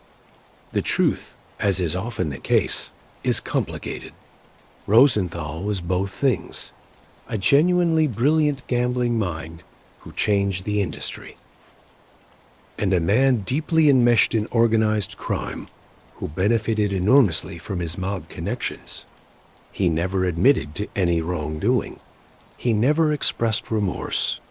He never acknowledged that he'd done anything wrong beyond knowing some people I probably shouldn't have known. And technically, legally, officially, he was never convicted of a crime. Make of that what you will. The mob's departure from Las Vegas didn't leave a vacuum. As organized crime families lost their grip on the city, corporate America stepped in to take over. The transition actually began even before the Argent scandal broke. In the 1960s, Nevada changed its gaming regulations to allow publicly traded corporations to hold gaming licenses. This was a revolutionary change that opened the door for legitimate businesses to own and operate casinos. The first major corporate player was Howard Hughes, the eccentric billionaire who moved to Las Vegas in 1966 and began buying casinos. Hughes was strange. He lived as a recluse in a suite atop the Desert Inn, rarely leaving his room, and his behavior became increasingly bizarre as his mental health deteriorated.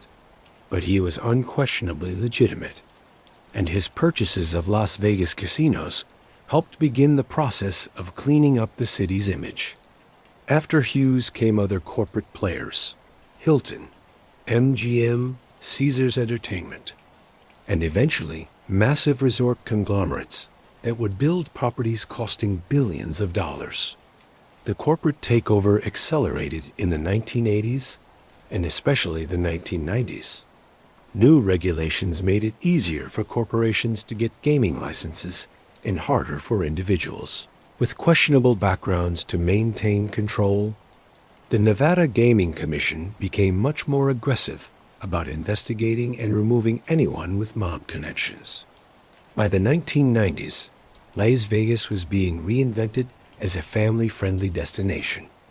The city that had once sold itself on gambling, drinking, and showgirls now marketed itself as an entertainment capital where families could vacation. Resorts like Treasure Island, Luxor, Excalibur, and the MGM Grand opened with themes designed to appeal to children as much as adults. The motto, "What happens in Vegas stays in Vegas," emerged later in the early 2000s as the city pivoted back to adult entertainment. But by then, Vegas had been thoroughly corporatized. The casinos were run by hotel chains and entertainment conglomerates, not by mob fronts and criminal organizations. Today's Las Vegas bears little resemblance to the mob-controlled city of the 1970s.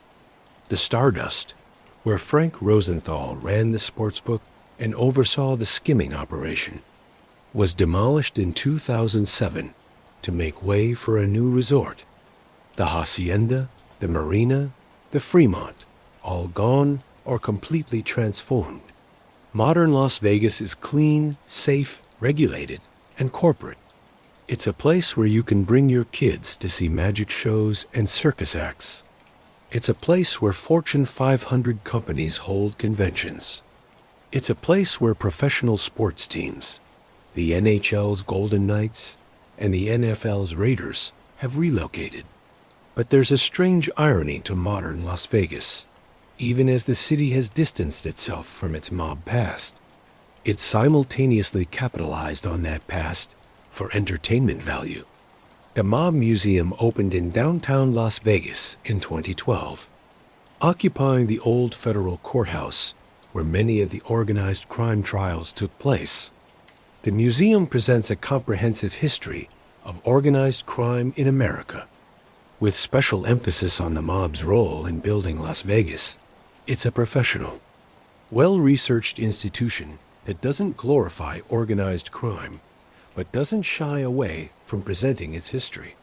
Mob-themed tours take tourists to locations featured in the movie Casino, Tony Rama's restaurant, where Rosenthal's car was bombed, the Las Vegas Country Club, where Rosenthal lived, the locations of former mob-controlled casinos, and of course, the movie Casino itself has become a crucial part of Las Vegas mythology.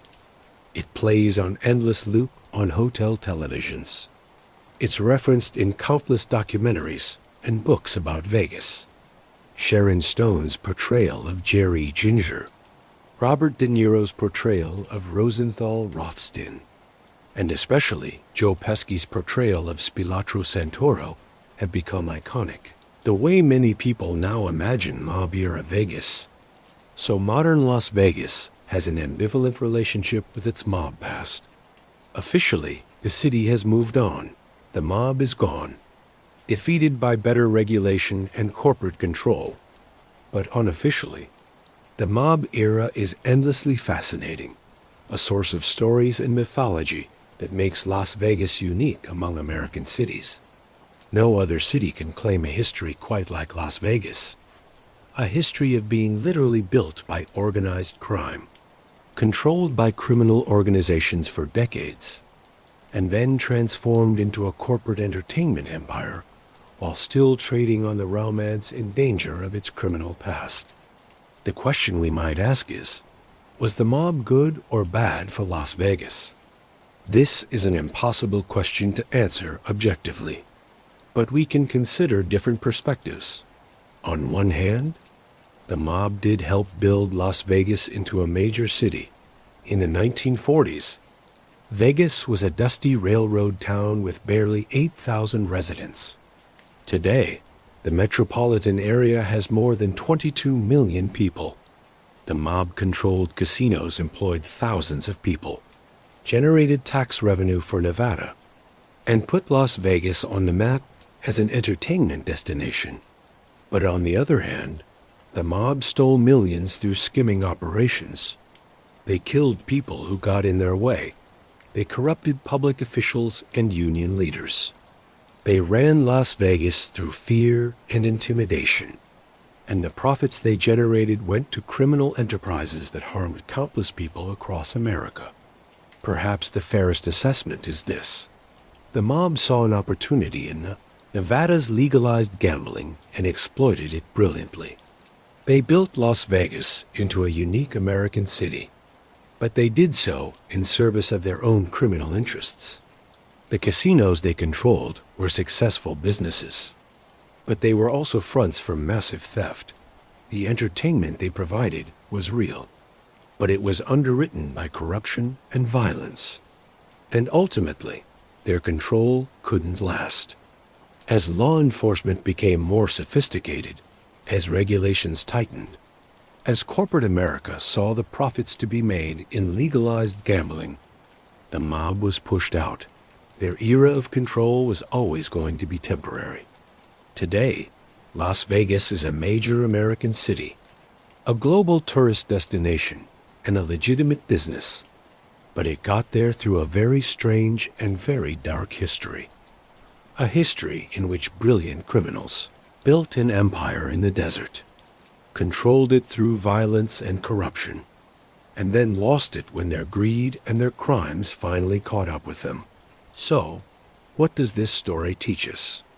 What should we take away from the true story of Casino, the real mobsters who secretly controlled Las Vegas for nearly 4 decades? First, it's a story about ambition, about people who wanted more than what they had and who were willing to break rules to get it. Frank Rosenthal wanted to be more than a bookie. He wanted to be a legitimate casino executive, and he almost succeeded. Tony Spilotro wanted to be rich and powerful, and he achieved that for a time. Jerry McGee wanted security and wealth, and for a few years she had both. But it's also a story about the limits of ambition when it's built on illegal foundations. Rosenthal ended up driven out of Las Vegas, narrowly escaping death, spending the rest of his life insisting he'd done nothing wrong. Spilotro ended up beaten to death and buried in a cornfield. Jerry ended up dead from an overdose at 46 It's a story about how impossible it is to keep secrets forever. The mob operated in Las Vegas for decades, controlling casinos, skimming millions, and thinking they were untouchable. But electronic surveillance, informants, and determined investigators eventually exposed everything. The secrets that the mob thought were secure became evidence in federal trials. The wiretaps in Kansas City captured mob bosses discussing the skim in explicit detail.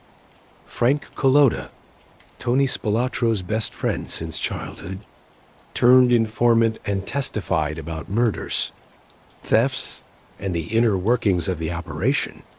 Alan Glick, the decorated veteran who'd been the perfect front man, cooperated with prosecutors and revealed how the mob had controlled Argent Corporation. Every secret came out, every crime was eventually documented. Every lie was exposed. Third, it's a story about the price of violence. The mob relied on violence to maintain control, to enforce the rules, to intimidate opponents, to eliminate problems. And for a long time, it worked. Fear is a powerful tool. When people know that crossing you might result in being tortured with a vice until your eye pops out, or being beaten to death in a basement, or being shot in your own home, they tend to cooperate. But violence brings attention. It brings law enforcement, and ultimately, it destroys the people who use it. Tony Spilotro thought his brutality made him powerful and feared, and he was right, for a time. But his violence brought FBI scrutiny. His murders made headlines. His reputation as a psychopath made him a liability. And when the mob decided he was more trouble than he was worth, that same violence was turned against him. He was beaten to death by his own organization, the very people he'd served his entire adult life. Fourth, it's a story about greed. If the mob had been content with the legitimate profits from running casinos, they might have held on to control for much longer. The casinos were genuinely profitable businesses. They could have made millions, perhaps hundreds of millions over time, through legitimate operations. But they weren't content. They had to skim. They had to steal. They had to take more than they were entitled to. From 1974 to 1976 alone, approximately $7 million was skimmed from Argent casinos, money that was never reported, never taxed, money that went straight into the pockets of mob bosses in Chicago, Kansas City, Milwaukee, and Cleveland. And that greed, that inability to be satisfied with already enormous profits, led to their downfall. And finally, it's a story about the American dream turned dark. Las Vegas represented opportunity, a place where anyone could strike it rich, where a dusty desert town could become a glittering metropolis, where the rules were different and fortunes could be made overnight. But the mob's version of the American dream was built on theft, corruption, violence, and exploitation. They built a beautiful city, yes, a city of lights and entertainment and possibility. But they built it with stolen money. They maintained control through fear and murder. And they enriched themselves at the expense of Teamsters' pension funds, casino employees, and anyone else who got in their way. The real cost of this story isn't measured in the millions that were skimmed or the convictions that were won. It's measured in human lives. Jerry McGee, a beautiful and charming woman who could have done anything with her life, dead at 46 from addiction and despair. Her daughter Robin grew up without a mother. Her children with Frank Rosenthal grew up in a broken home, witnesses to violence and dysfunction. Tony and Michael Spilotro, beaten to death and buried in a cornfield. Tony's wife Nancy became a widow. His son grew up without a father. Michael's wife Anne lost her husband, a man who was never really part of the mob world, but died because of his brother's crimes. Tamara Rand, a wealthy California businesswoman, shot 5 times in the head in her own home because she'd made the mistake of loaning money to people connected to organized crime. The countless other victims of mob violence, people whose names we don't know, whose stories haven't been told, but who were killed or hurt or destroyed by the criminal enterprise that controlled Las Vegas. Billy McCarthy, tortured until his eye popped out, then murdered. Jimmy Miraglia, killed for being an accomplice to McCarthy's crimes. The victims of the hole-in-the-wall gang's burglaries, who lost jewelry and valuables and peace of mind. The countless people who were extorted, threatened, or beaten by Spilotro's organization. And beyond the direct victims, there are the indirect ones. The Teamsters union members whose pension fund was looted to finance mob casinos, who lost their retirement savings when the loans defaulted. Some of these workers, truck drivers, warehouse employees, ordinary working Americans, saw their pensions reduced or eliminated entirely because the money that was supposed to secure their retirement had been given to mob fronts to build casinos in Las Vegas. The honest casino employees who lost their jobs when properties were shut down or when new management came in and cleaned house. The families torn apart by addiction, violence, and crime. The children who grew up without parents or who grew up with parents involved in criminal activity, carrying that legacy forward. The mob-controlled era of Las Vegas was exciting, glamorous, dangerous, all the things that make for great stories and movies. But it was also deeply harmful to many people, and we shouldn't romanticize it or pretend that it was somehow a better time. At the same time, we can't deny that this history is fascinating. The story of how organized crime controlled one of America's most famous cities for decades is genuinely compelling. The characters were larger than life, brilliant, flawed, dangerous, tragic. The stakes were enormous. The drama was real. And there are lessons here about power, about crime, about human nature, about America itself. The mob succeeded in Las Vegas, partly because they filled a need. In the mid-20th century, Americans wanted to gamble, but gambling was illegal almost everywhere. The mob provided a service that people wanted, but couldn't get legally. They were, in a sense, entrepreneurs, though criminal ones. They saw an opportunity that legitimate businesses couldn't or wouldn't pursue, and they exploited it brilliantly. They understood if you give people what they want, entertainment, excitement, the chance to win money, they'll overlook a lot of questions about where that entertainment comes from. The mob also succeeded because they understood something important. The line between legitimate business and organized crime can be very thin. A casino that pays taxes and employs people and provides entertainment looks legitimate, even if it's secretly controlled by criminals. The mob exploited this ambiguity brilliantly. They hired lawyers to navigate gaming regulations. They created corporate structures that looked legitimate on paper.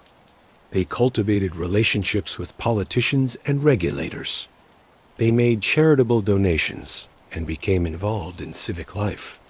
Mo Dalitz was named Man of the Year by the Las Vegas Chamber of Commerce, for goodness sake.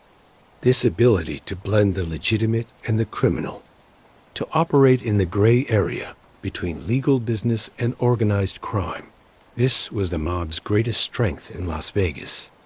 But ultimately, they failed because that ambiguity couldn't be maintained forever. Law enforcement got better.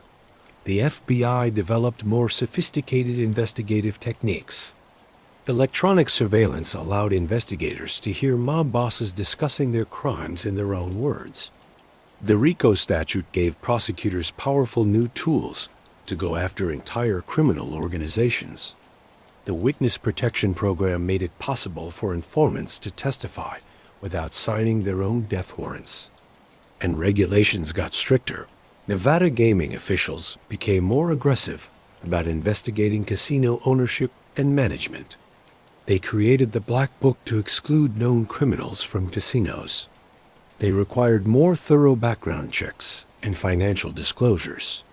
They made it harder and harder for the mob to maintain hidden control. And legitimate businesses, corporations with billions of dollars and armies of lawyers, wanted in on the profits. Companies like Hilton and MGM and Caesars saw how much money Las Vegas casinos were generating, and they wanted a piece of it. The mob couldn't compete with that kind of capital and legitimacy. So the mob was pushed out, not in one dramatic moment, but gradually over years and decades. The Argent convictions in 1986 were a major blow. The corporate takeover of the 1980s and 1990s continued the process, and by the 2000s, the mob's influence in Las Vegas was essentially gone today. The major crime families that once controlled Vegas, the Chicago outfit, the Kansas City mob, the Milwaukee family, still exist, but are shadows of their former selves. Federal prosecutions have decimated their leadership. Younger generations are less interested in joining organized crime when legitimate opportunities exist. And the risk-reward calculation has changed dramatically. Prison sentences are longer.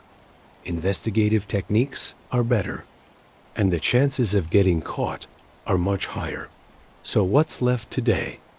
The stories, the legends, the mythology. We have the movie Casino, which introduced millions of people to this history. Martin Scorsese's 1995 film.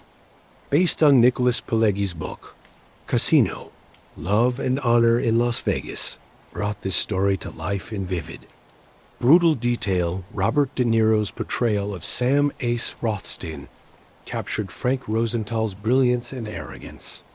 Sharon Stone's Oscar-nominated performance as Ginger McConaughey captured Jerry McGee's beauty and tragedy.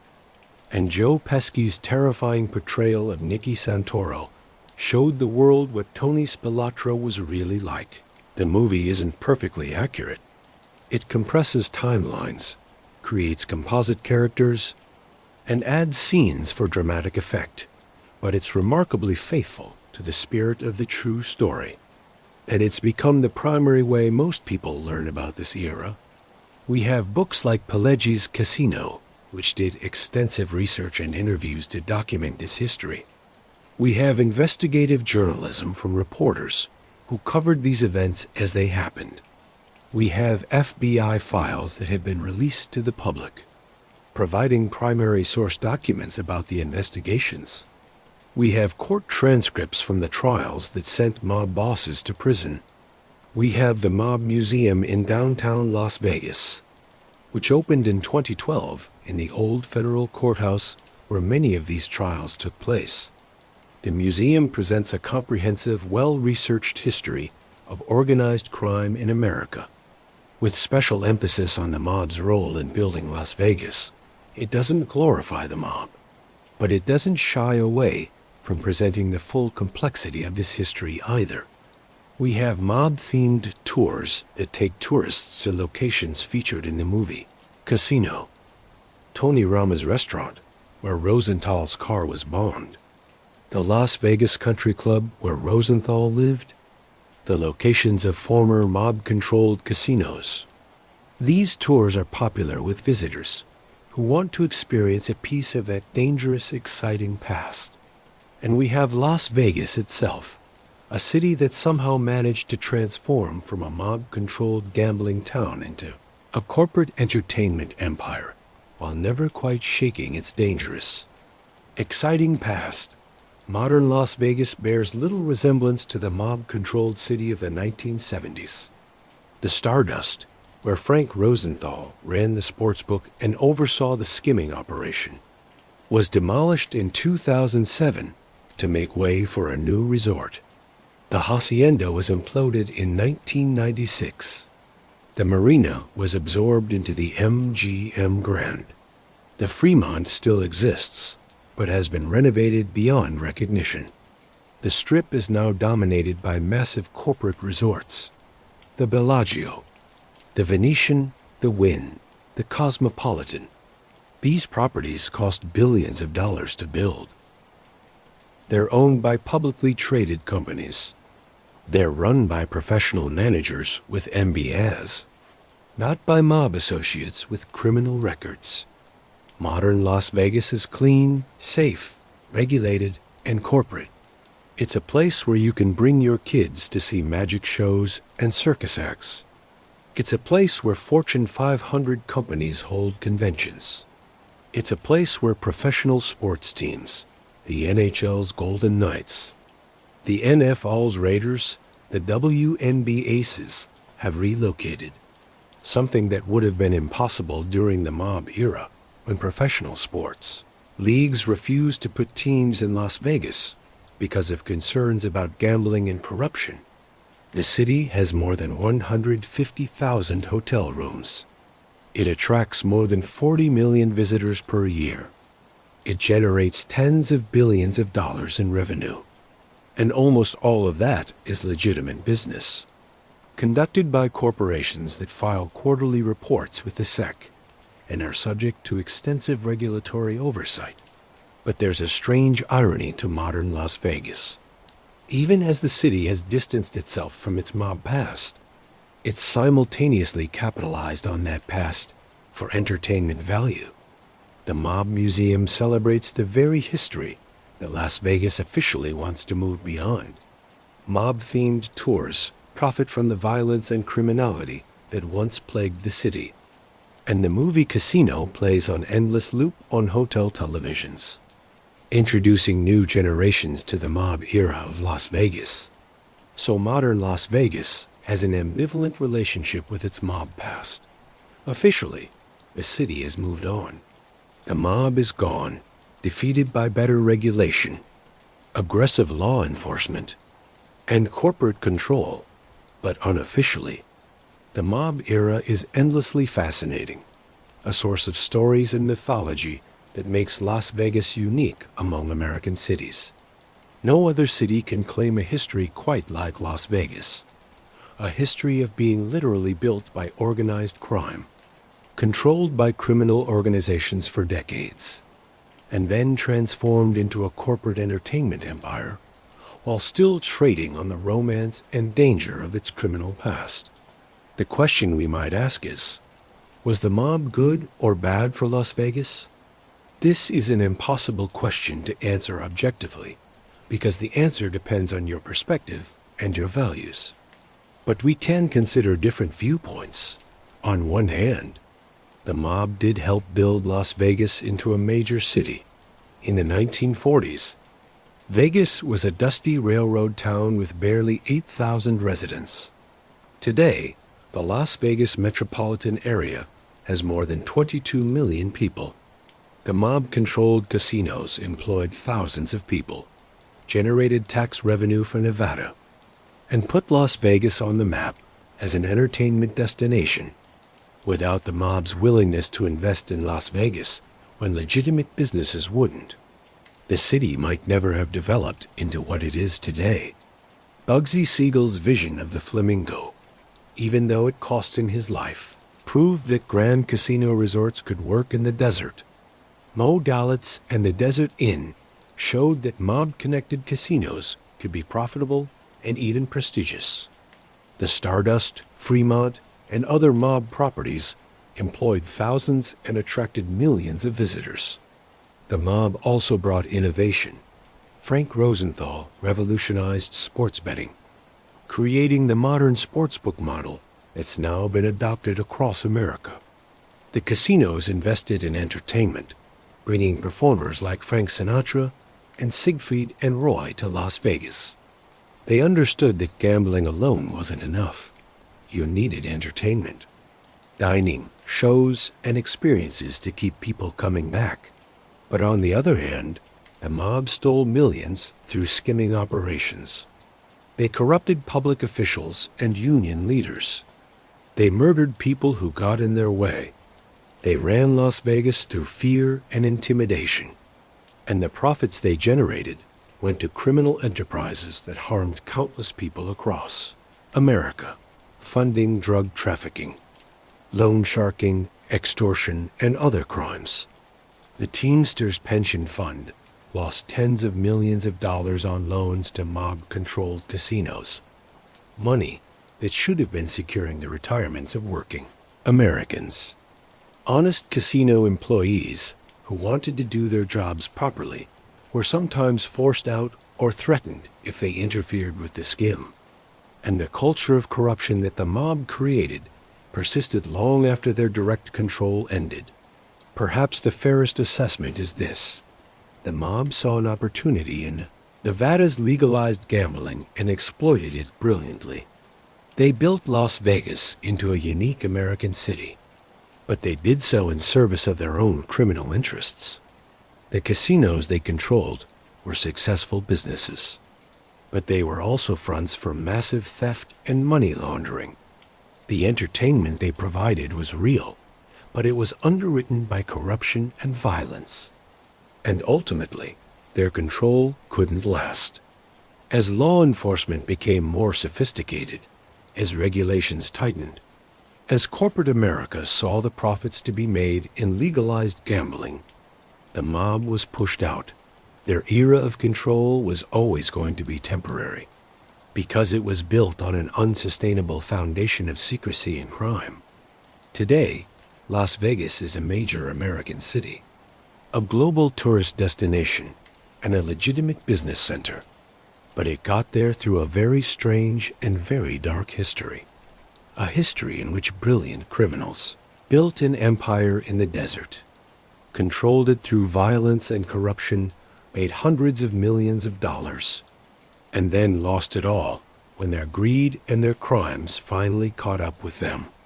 It's a history worth remembering, not to glorify it, but to understand it. To see how organized crime operated at its peak of power and sophistication. To understand how criminals can infiltrate legitimate institutions like unions and casinos.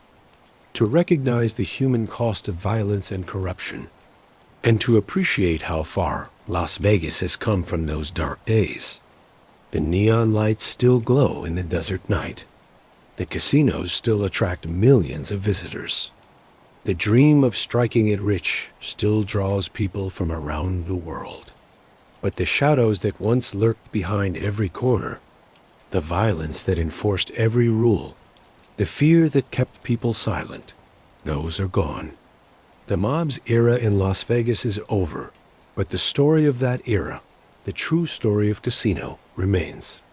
A fascinating and cautionary tale about ambition, greed, power, and the price that people pay when they choose the criminal path. And that's the true story of Casino, the real mobsters who secretly controlled Las Vegas for nearly 4 decades. If you've made it this far, then you're a true crime history enthusiast. And I thank you deeply for spending this time with me. I know it's been a long journey through a complex and often dark story, but I hope you found it worthwhile. What did you find most shocking about this story?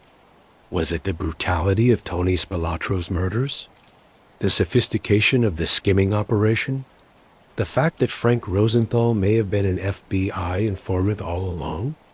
The tragic death of Jerry McGee? The corruption of the Teamsters pension fund? Or maybe something else entirely? Let me know in the comments below. I read every single comment. And I love hearing your thoughts, your reactions, your own knowledge about this history. Some of you watching this may have been living in Las Vegas during that time. Or perhaps you had family members employed in those casinos. If you have personal memories or stories, I invite you to share them. This history belongs to all of us. For more in-depth historical documentaries, like this one covering true crime, historical enigmas, and forgotten chapters of American history, be sure to subscribe and turn on notifications. Your support through subscriptions, likes, and comments is what allows me to continue creating this content. If you're interested in connected subjects, I also recommend watching my documentaries on Jimmy Hoffa, which offer essential background on the Central States Pension Fund story before we part ways. I want to leave you with this thought. We've spent many hours together uncovering the darker side of the American dream, examining how organized crime once held power over one of the nation's most iconic cities. But it's important to remember that as compelling as this story is, it involves real crimes that caused real harm. The mob era in Las Vegas left behind shattered lives, ruined families, and countless murders that were never answered for. It's natural to be captivated by this history, and we should be, because it teaches powerful lessons about authority, corruption, and human behavior. However, it should never be romanticized, nor should we long for its return. Today's Las Vegas, despite its corporate polish, is a far better place than it was under mob control. Until next time, stay curious, stay safe, and remember, history is often more compelling than fiction. Real stories, with all their contradictions and complexities, reveal more about human nature and ourselves than any fictional tale ever could. The neon lights of Las Vegas still shine across the desert night, brighter than ever. Every year, millions visit in search of entertainment, excitement, and maybe a lucky break. And most have no idea about the bloodshed, the lives destroyed, and the criminal empire that once ruled every dollar flowing through those casinos. But now you do. Now you know the real story of Casino. Thank you for watching. Good night,